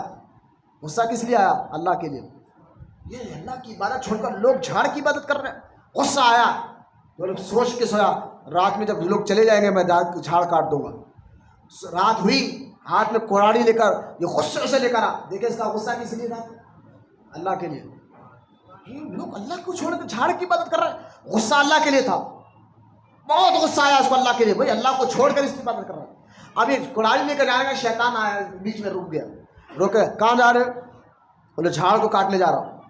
شیطان بولا میں آپ کو کاٹنے نہیں دوں گا. انسانی شکل میں آیا، شیطان روپے بدلتا ہے، انسانی شکل میں آیا کہ میں آپ کو کاٹنے نہیں دوں گا. تو اس نے کہا نہیں میں اس کو کاٹ کر رہوں گا. اب دونوں میں لڑائی ہوئی، کشتی ہوئی. روایت میں آتا ہے کشتی ہوئی. اس کشتی میں اس آدمی نے شیطان کو اٹھا کر پٹک دیا. دیکھیں آپ، جب اخلاص ہو تو طاقت بھی آتی ہے. اللہ کی رضا کے لیے جو عمل کرتا ہے، پھر شیطان جس کو کوئی پکڑ نہیں سکتے، لیکن اخلاص والا بندہ اس کو بھی پٹک دیتا ہے. اخلاص تھا اللہ کے لیے تو طاقت بھی آئی، روحانی طاقت، اٹھا کر پٹک دیا. اب شیطان اپنی چال چلا. یہی چال میں تو ہم ہار جاتے ہیں. چال چل کر بولا ایک کام کر، میں تجھ کو روزانہ 2 آنے دوں، چلے گا؟ تو جھاڑ نہیں کاٹنا، پیسہ دوں گا میں. اب اس نے سوچا چلو میں یہاں گاؤں کا رہنے والا ہوں، کچھ دن رہ کر میں جانے والا ہوں، پیسے ملیں گے. اب نیت بدلی، اخلاص گیا، اس نے شیطان کو چھوڑا، جا کر سو گیا. 2 دن تو اس کو پیسے ملے، تیسرے دن پیسے نہیں ملے. اب تک تیسرے دن پیسے نہیں ملے، پھر رات میں یہ نکلا. راستے میں شیطان روکا، کدھر؟ بولے جھاڑ کاٹنے جا رہا ہوں. شیطان بولا نہیں کاٹنے دوں گا. پھر کشتی ہوئی. اب کی بار شیطان اس کو اٹھا کر پٹک دیا، اٹھا کر نیچے پھینک دیا. مسکرا، لیکن بات بھی سمجھے میں کہنا کیا چاہ رہا ہوں، یہ ہماری سبق کے لیے. شیطان اس کو اٹھا کر پٹک دیا، اور پٹک کر والا نکل یہاں سے. اب نکلا نہیں. اس نے کہا میں پہلی بار تو میں تجھے حاوی ہو گیا تھا، دوسری بار میں تو مجھے کیوں پٹک گیا ہے؟ تو شیطان نے خود کہا پہلی بار میں تیرا غصہ اللہ کے لیے تھا، اللہ کی محبت میں تو جا رہا تھا. اب دوسری بار میں تیرا غصہ اللہ کے لیے نہیں، پیسے کے لیے تھا. پیسے نہیں ملے، اب کاٹ دوں گا. لہٰذا یہاں سے پتا چلا اللہ کی بارگاہ میں وہی عمل قبول ہوتا ہے جس کی نیت اللہ کے لیے ہوا کرتی ہے. اخلاص پیدا کرو اپنی، کیونکہ تمہاری قربانی جو کر رہے ہو اللہ اس سے پاک ہے. تمہارا خون، جانور کا گوشت خون اللہ تک نہیں پہنچتا، بلکہ تمہارا اخلاص اللہ تک پہنچتا ہے. اللہ تمہارے دلوں کو دیکھتا ہے، تمہاری نیت کیا ہے اللہ کی رضا کے لیے، تو وہ قربانی قبول ہو جاتی ہے. اور قربانی اللہ کو بہت پسند ہے.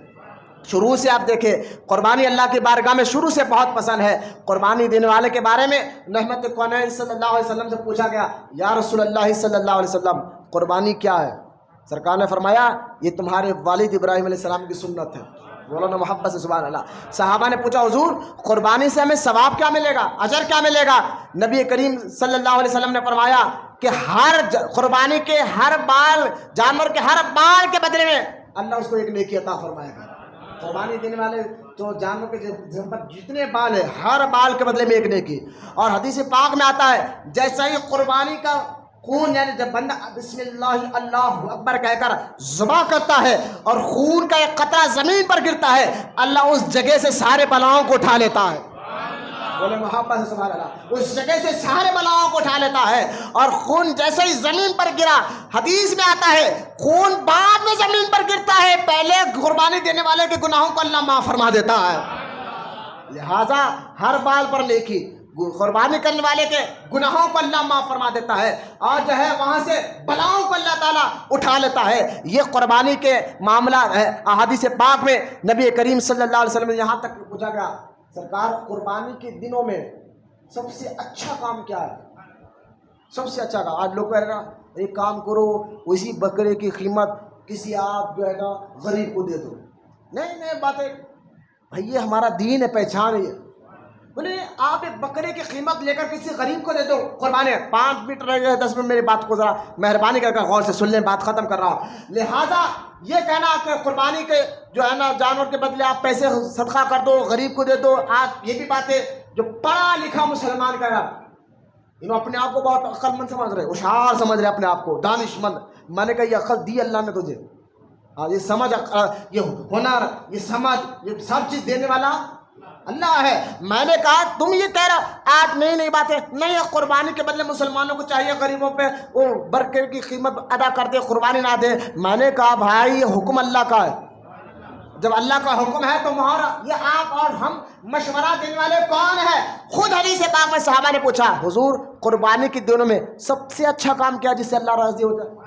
آپ حدیث کے الفاظ ہے، سرکار نے فرمایا علیہ السلام نے قربانی کے دنوں میں سب سے اچھا کام جس سے اللہ راضی ہوتا ہے وہ جانور کو ذبح کرنا ہے۔ میں نے کہا یہ حضور اللہ نے بدل دیا، رسول پاک نے بتا دیا، اب کیا رہ گیا ہے؟ آئے بائے شائے بکنے والوں کے باتوں میں نہ آئے اور اپنے دین پر، اپنی پہچان پر مضبوطی سے قائم رہے۔ اللہ نے جس کو دولت دی وہ اخلاص کے ساتھ ضرور قربانی دیا کرے، اس کے گناہ معاف ہوتے ہیں۔ اب بعض لوگ ایسے بھی تھے جو قربانی نہیں دے سکتے تھے، غریب تھے بیچارے، ان کے بارے میں حضور نے فرمایا چاند دکھنے سے لے کر عید تک اپنے سر کے بال اور ناخن نہ کاٹے، جیسا عید کی نماز ہو جائے اپنے سر کے بال اور ناخن کاٹے، اللہ اس کو قربانی کا ثواب عطا فرمائے گا۔ یہ ان غریبوں کے لیے ہے۔ سیدھا بیٹھو سیدھا بیٹھو اور فون اندر رکھو، میری مہربانی، یہ مسجد ہے ایسا نہیں بیٹھ سکتے آپ، فون اندر رکھیے۔ یہ ہر میری طرف دیکھیں، ادھر مت دیکھیے، بڑی مہربانی۔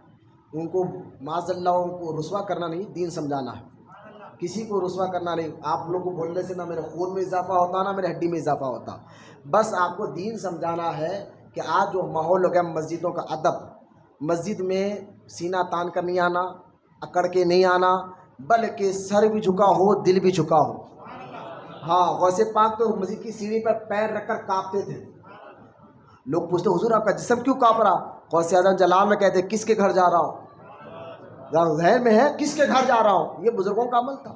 امام حسین کے بیٹے امام زین العابدین جو کربلا میں زندہ ہے، وہ ان کا جسم کانپتا تھا مسجد کی سیڑھی پر رکھے، کیوں؟ کیونکہ آپ کہتے ہیں میں اللہ کے گھر جا رہا ہوں، تو ہم اللہ کے گھروں کی عزت کریں گے، ادب کریں گے اللہ کی محبت میں، تو انشاءاللہ تعالیٰ چہرے پہ نور بھی آئے گا، مسجد میں بیٹھنا دل بھی بولے گا، جب تک نماز کے انتظار میں بیٹھے انشاءاللہ اس کو عبادت کا ثواب بھی ملے گا۔ لہٰذا مسجدوں کا ادب ہمارے لیے ضروری ہے۔ آپ بلا وجہ جو ہے ٹیکا لے کر نہ بیٹھیں۔ پھر کہہ رہا ہوں بلا وجہ کمر میں درد ہے، گھٹنے میں درد ہے، بوڑھے بیچارے نہیں بیٹھ سکتے وہ بیٹھے ٹیکا لے کر، ورنہ مسجد میں ٹیکا لے کر بیٹھنا بے ادبی ہے۔ اگر ٹیکا لے کے بیٹھیں گے نیند کا ایک جھٹکا بھی آیا وضو ٹوٹ جائے گا، ٹیکا لے کر بیٹھے نیند کا ایک جھٹکا بھی آیا وضو ٹوٹ جائے گا، پھر جا کے وضو کرنا پڑے گا آپ کو۔ مجھے مسئلہ نہیں معلوم ہے نا، آج کو لوگ بولا نہیں جاتا، اب لوگ جو امام صاحب جو مسجد میں کہتا ہوں ہاتھ جوڑ کر ریکارڈ ہو رہا ہے بیان، وہ امام اپنی مسجد میں بولے نہ وہ صدر سے ڈرے، نہ نائب صدر سے ڈرے، نہ لیڈر سے ڈرے۔ بھائی یہاں ممبر دیا ہی جاتا ہے لوگوں کو دین سمجھانے کے لیے، یہاں ہم بولیں گے آنکھ میں آنکھ ملا کر، کیونکہ ہم کسی کی چائے کے محتاج نہیں، الحمدللہ محنت کرتے کھاتے تو آنکھ پہ آنکھ ملا کر ہی بولیں گے سچ بات، اور کسی کے لیے نہیں کہ آپ ہماری واہ واہ کریں، بلکہ اللہ کے لیے بولیں گے، اللہ کی رضا کے لیے بولیں گے، باتوں کو سمجھے، اللہ ہمیں عمل کی توفیق عطا فرمائے۔ ٹیکا لے کر نہ بیٹھیں، پھر سے کہہ رہا ہوں۔ اور یہ حدیث سے ہمیں پتہ چلے گا قربانی کے دن جو ہے، قربانی کے دنوں میں سب سے افضل عمل جو اللہ کو پسند ہے وہ جانور قربانی کرنا ہے، جانور کو قربانی کرنا۔ جب اللہ اور اس کے رسول نے کہہ دیا، آپ کو اور ہم کو عقل دڑانے کی ضرورت نہیں ہے۔ جو ہم تو الحمدللہ ہم اللہ اور اس کے رسول پر بھئی مسلمان وہی ہوتا ہے اللہ اور اس کے رسول کے حکم پر دل بھی جھکا دے، سر بھی جھکا دے اور اپنی عقل کو بھی جھکا دے۔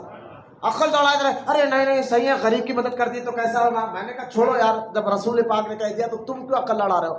قربانی دینا ہے۔ اچھا، یہاں آخری بات کہہ کر بات ختم کر رہا ہوں کہ قربانی دے کون سکتا ہے اور کون نہیں دے سکتا ہے۔ یہاں آ کر بہت بڑی غلطی بات جنے، کیونکہ عبادت سیکھنے سے آتی ہے، عبادت سب مل کر عبادت سیکھنے سے آتی ہے، دیکھنے سے نہیں آتی۔ آج ہم نمازیں صرف دیکھا دیکھی پڑھ رہے، ابا پڑھتے تھے، دادا پڑھتے تھے، ہم بھی پڑھ لے رہے، لیکن نہ ان کے رکوع صحیح ہے نہ سجدے صحیح ہے، کہ دیکھنے سے عبادت نہیں، سیکھنے سے عبادت آتی ہے۔ ایک غلطی میں نے اکثر نوجوانوں کو دیکھا، نوجوان بچوں کو بھی کہہ رہا ہوں جو قربانی دیتے ہیں، میں اکثر ان کے اندر یہ غلطی ہے قربانی کے دنوں میں، کہ وہ غلطی وہ کہہ رہے کہ ہم قربانی ہو رہی ہے، جبکہ ان کی قربانی قبول نہیں ہے۔ کیوں؟ کیونکہ وہ غلطی کیا کر رہے ہیں کہ آپ دیکھیں بیٹا کما رہا، لیکن بیٹا کا نہیں، میں گیسو سال ابا کے میرے نام پہ دیا تھا، میں یہ سال ابا کے نام پر دوں۔ کون بولے یہ مزاج صاحب؟ کس نے سمجھایا یہ بات آپ کو؟ یہ کس نے کہا کہ آپ گیسو سال ایک سال ابا کے نام سے، ایک سال امی کے نام سے، ایک سال میرے نام پہ؟ میں نے کہا نہیں، ہر سال اگر آپ مالدار ہو تو آپ کے نام سے نکالنا ضروری ہے۔ بولے محبت سے سبحان اللہ، بات سمجھیے بات کو۔ آپ مالدار ہو تو پہلے آپ اپنے نام سے نکالے، اللہ نے اور مال دیا تو جب اماں کے نام سے، باپ کے نام سے۔ ہاں، اگر ماں باپ کے پاس بھی مال ہو تو ان کے نام کی نکالنا الگ ہے، یہ نہیں باپ خاموش بیٹا ہے، باپ کے پاس ہے نکال سکتا پیسہ، لیکن کتنا پیسہ وہی بتاؤ تو میں ابھی آپ کو، لیکن بیوی ہاتھ بات میں، بیٹا تیرا نا بات ختم، میں کیوں دوں؟ اماں کے پاس سونا رکھے ہوا چاند، کہنا نا شوہر تیرا نا، میں کیوں دوں؟ بھائی اگر عورت مالدار ہے عورت کو بھی دینا ہے، باپ ہے باپ کو بھی دینا ہے، بیٹا کما رہا ہے اس کے پاس اتنا مال ہے بیٹے کو بھی دینا ہے، یہ تینوں کا الگ الگ ہوتا ہے۔ آپ بولیں گے، آپ آسان کر کے میں سمجھاتا ہوں کہ دیکھیں کون قربانی دے سکتا ہے کون نہیں دے سکتا ہے۔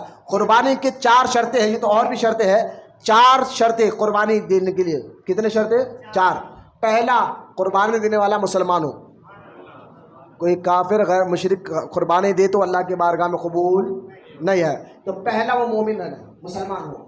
دوسری شرط، وہ جو ہے مسافر نہ ہو، مقیم ہو، یعنی سفر میں نہیں گیا ہو، مقیم ہو۔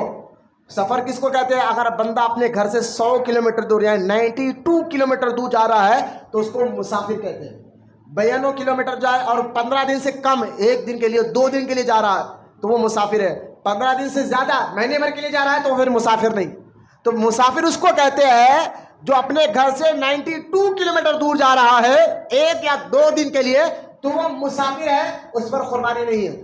لیکن مقیم ہے، یہیں رہتا ہے اپنے شہر میں، اس پر قربانی ہے۔ تو دوسری شرط مقیم ہو۔ اب تیسری شرط، صاحب نصاب ہو۔ میرے پر دیکھیں توجہ، یہاں یہ مسئلہ سمجھ کر میں بات ختم کر رہا ہوں، اس کو بتا کر، صاحب نصاب ہو۔ صاحب نصاب کیا ہے؟ جب پوچھا کہ ابھی صاحب نصاب کون، تو صاحب نصاب کے لئے حاجت اصلیہ کے علاوہ، حاجت اصلیہ کیا ہے؟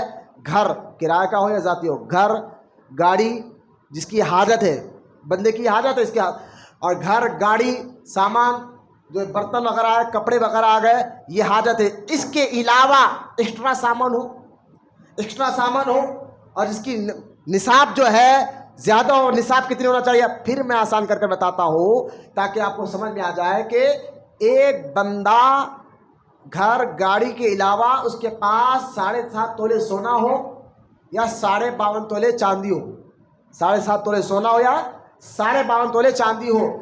اور آسان کرتا ہوں، مثال کے طور پر ابھی جو میں دیکھ رہا ہوں، ایک عورت کے پاس 2 تولے سونا بھی ہو تو اس پر چاندی کا نصاب بنتا ہے، وہ بھی قربانی دے گی۔ کیوں؟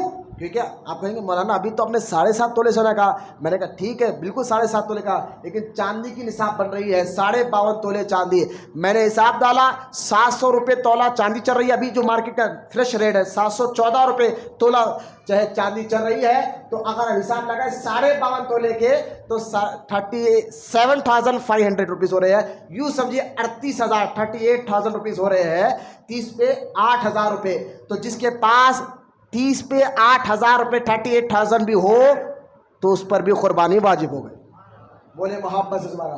زکوٰۃ کے لیے قربانی کے مال پر سال گزرنا ضروری ہے, لیکن قربانی کے لیے اگر ایک بندے کے پاس 40,000 روپے نہیں تھے لیکن عید کے دن آ گئے, قربانی کے 3 دن ہے نا, عید کا پہلا دن, دوسرا دن, تیسرا دن عصر مغرب سے پہلے تک, یہ 3 دنوں میں اس کے پاس پیسے آ گئے تو اس پر قربانی واجب ہو جاتی, کیونکہ قربانی کے پیسوں پر سال گزرنا ضروری نہیں ہے. لہٰذا اب یہاں ایک دیکھیں بندہ بچہ ہے کما رہا ہے اور مہینے کے اس کے پاس پیسے بینک بیلنس 40-50 ہزار روپے, لیکن قربانی نہیں دینا پڑتا. اس طرح باپ کے پاس ہے, باپ کو دینا پڑتا. ماں کے پاس سونا ہے, چلو سونا نہیں ہے 1-2 تولے سونا, بھائی 2 تولے سونا آج کے ریٹ میں 50,000 چل رہا ہے, تو مجھے بتا 1 تولہ سونا بھی 52.5 تولے چاندی آ جاتی نا اس میں, اگر 50,000. تو لہٰذا اس پر بھی, اس عورت پر بھی قربانی واجب ہے. سرکار نے فرمایا جس طرح قربانی مردوں پر ضروری ہے, اگر عورت بھی مالدار ہے تو اس پر بھی ضروری ہے. یہ مسئلہ ہم نہیں سمجھتے, کیونکہ عبادت سیکھنے سے آتی ہے. بس ہم سمجھ گئے 1 سال ابا کے نام سے نکالیں گے, 1 سال امی کے نام سے نکالیں گے, 1 سال میرے نام سے نکالیں گے, 1 سال دادا جو مر گئے ان کے نام سے نکالیں گے, 1 سال دادی کے نام سے نکالیں گے. میں نے کہا ساری قربانی گئی تمہاری, کیونکہ عبادت سیکھنے سے آتی ہے. ایسا اگر کوئی یہ مجمع بیٹھا ہے آپ کی نظر, اس کو کہو نہیں بابا تو کما رہا تو پہلے تیرے نام کی, تیرے پاس اتنا پیسہ ہے 40,000 تب تو نکالے گا. اگر تیرے ماں کے پاس ہے تو ان سے بھی لے گا, اور باپ کے پاس ہے تو ان سے بھی لے گا. ایسا نہیں ہے کہ بیٹا نکال رہا ہے تو ماں باپ خاموش بیٹھے. ایسا نہیں ہے کہ ماں باپ نکال رہا ہے تو بیٹا بالغ ہو, سمجھدار ہو, کما رہا ہو اور وہ خاموش بیٹھا رہے. ایسا نہیں ہے. اس کو بھی اگر اس کے پاس اتنے پیسے ہیں تو اس کو بھی قربانی نکالنا لازم ہے, ضروری ہے. وہ ہاں اگر ایک بیٹا خود نکال رہا ہو, ماں باپ غریب ہے, اتنا نہیں ہے ماں باپ کے پاس, لیکن بیٹے کے پاس ہے, اور بیٹا اپنی قربانی نکال کر اپنے ماں باپ کی بھی نکال سکتا ہے, لیکن پہلے وہ اپنی نکالے گا. بولے محبت سے سبحان اللہ.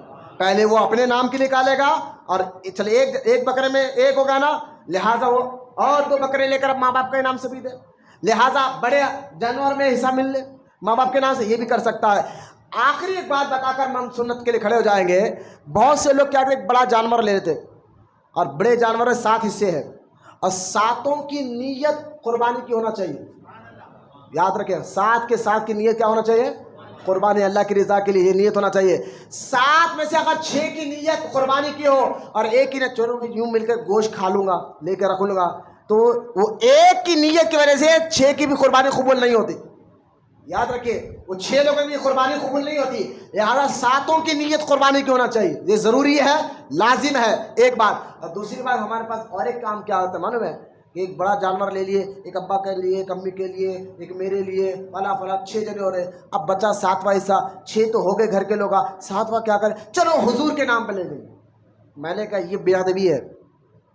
کہاں تم اپنے آپ میں حضور کے حصے کو لا کر ملا رہے ہو. بولو محبت سے سبحان اللہ. یہ ادب کے خلاف ہے, یہ تعظیم کے خلاف ہے. اگر حضور کے لیے دینا چاہ رہے تو ایک الگ سے لو. اللہ نے دولت دی ہے تو ایک الگ سے اچھا جانور لو, حضور کی بارگاہ میں پیش کرنا چاہ رہے ہو. ایسا کہ 7 میں سے 6 حصے ہو گئے, ایک کس کا ملا کس کا ملا, چلو حضور کے لیے لے لیں گے. میں نے کہا یہ ادب کے خلاف ہے. یہ ایک عاشق ایسا کام نہیں کر سکتا ہے. لہٰذا 7 قربانی کے بھی میں نے مسئلہ بتا دیا.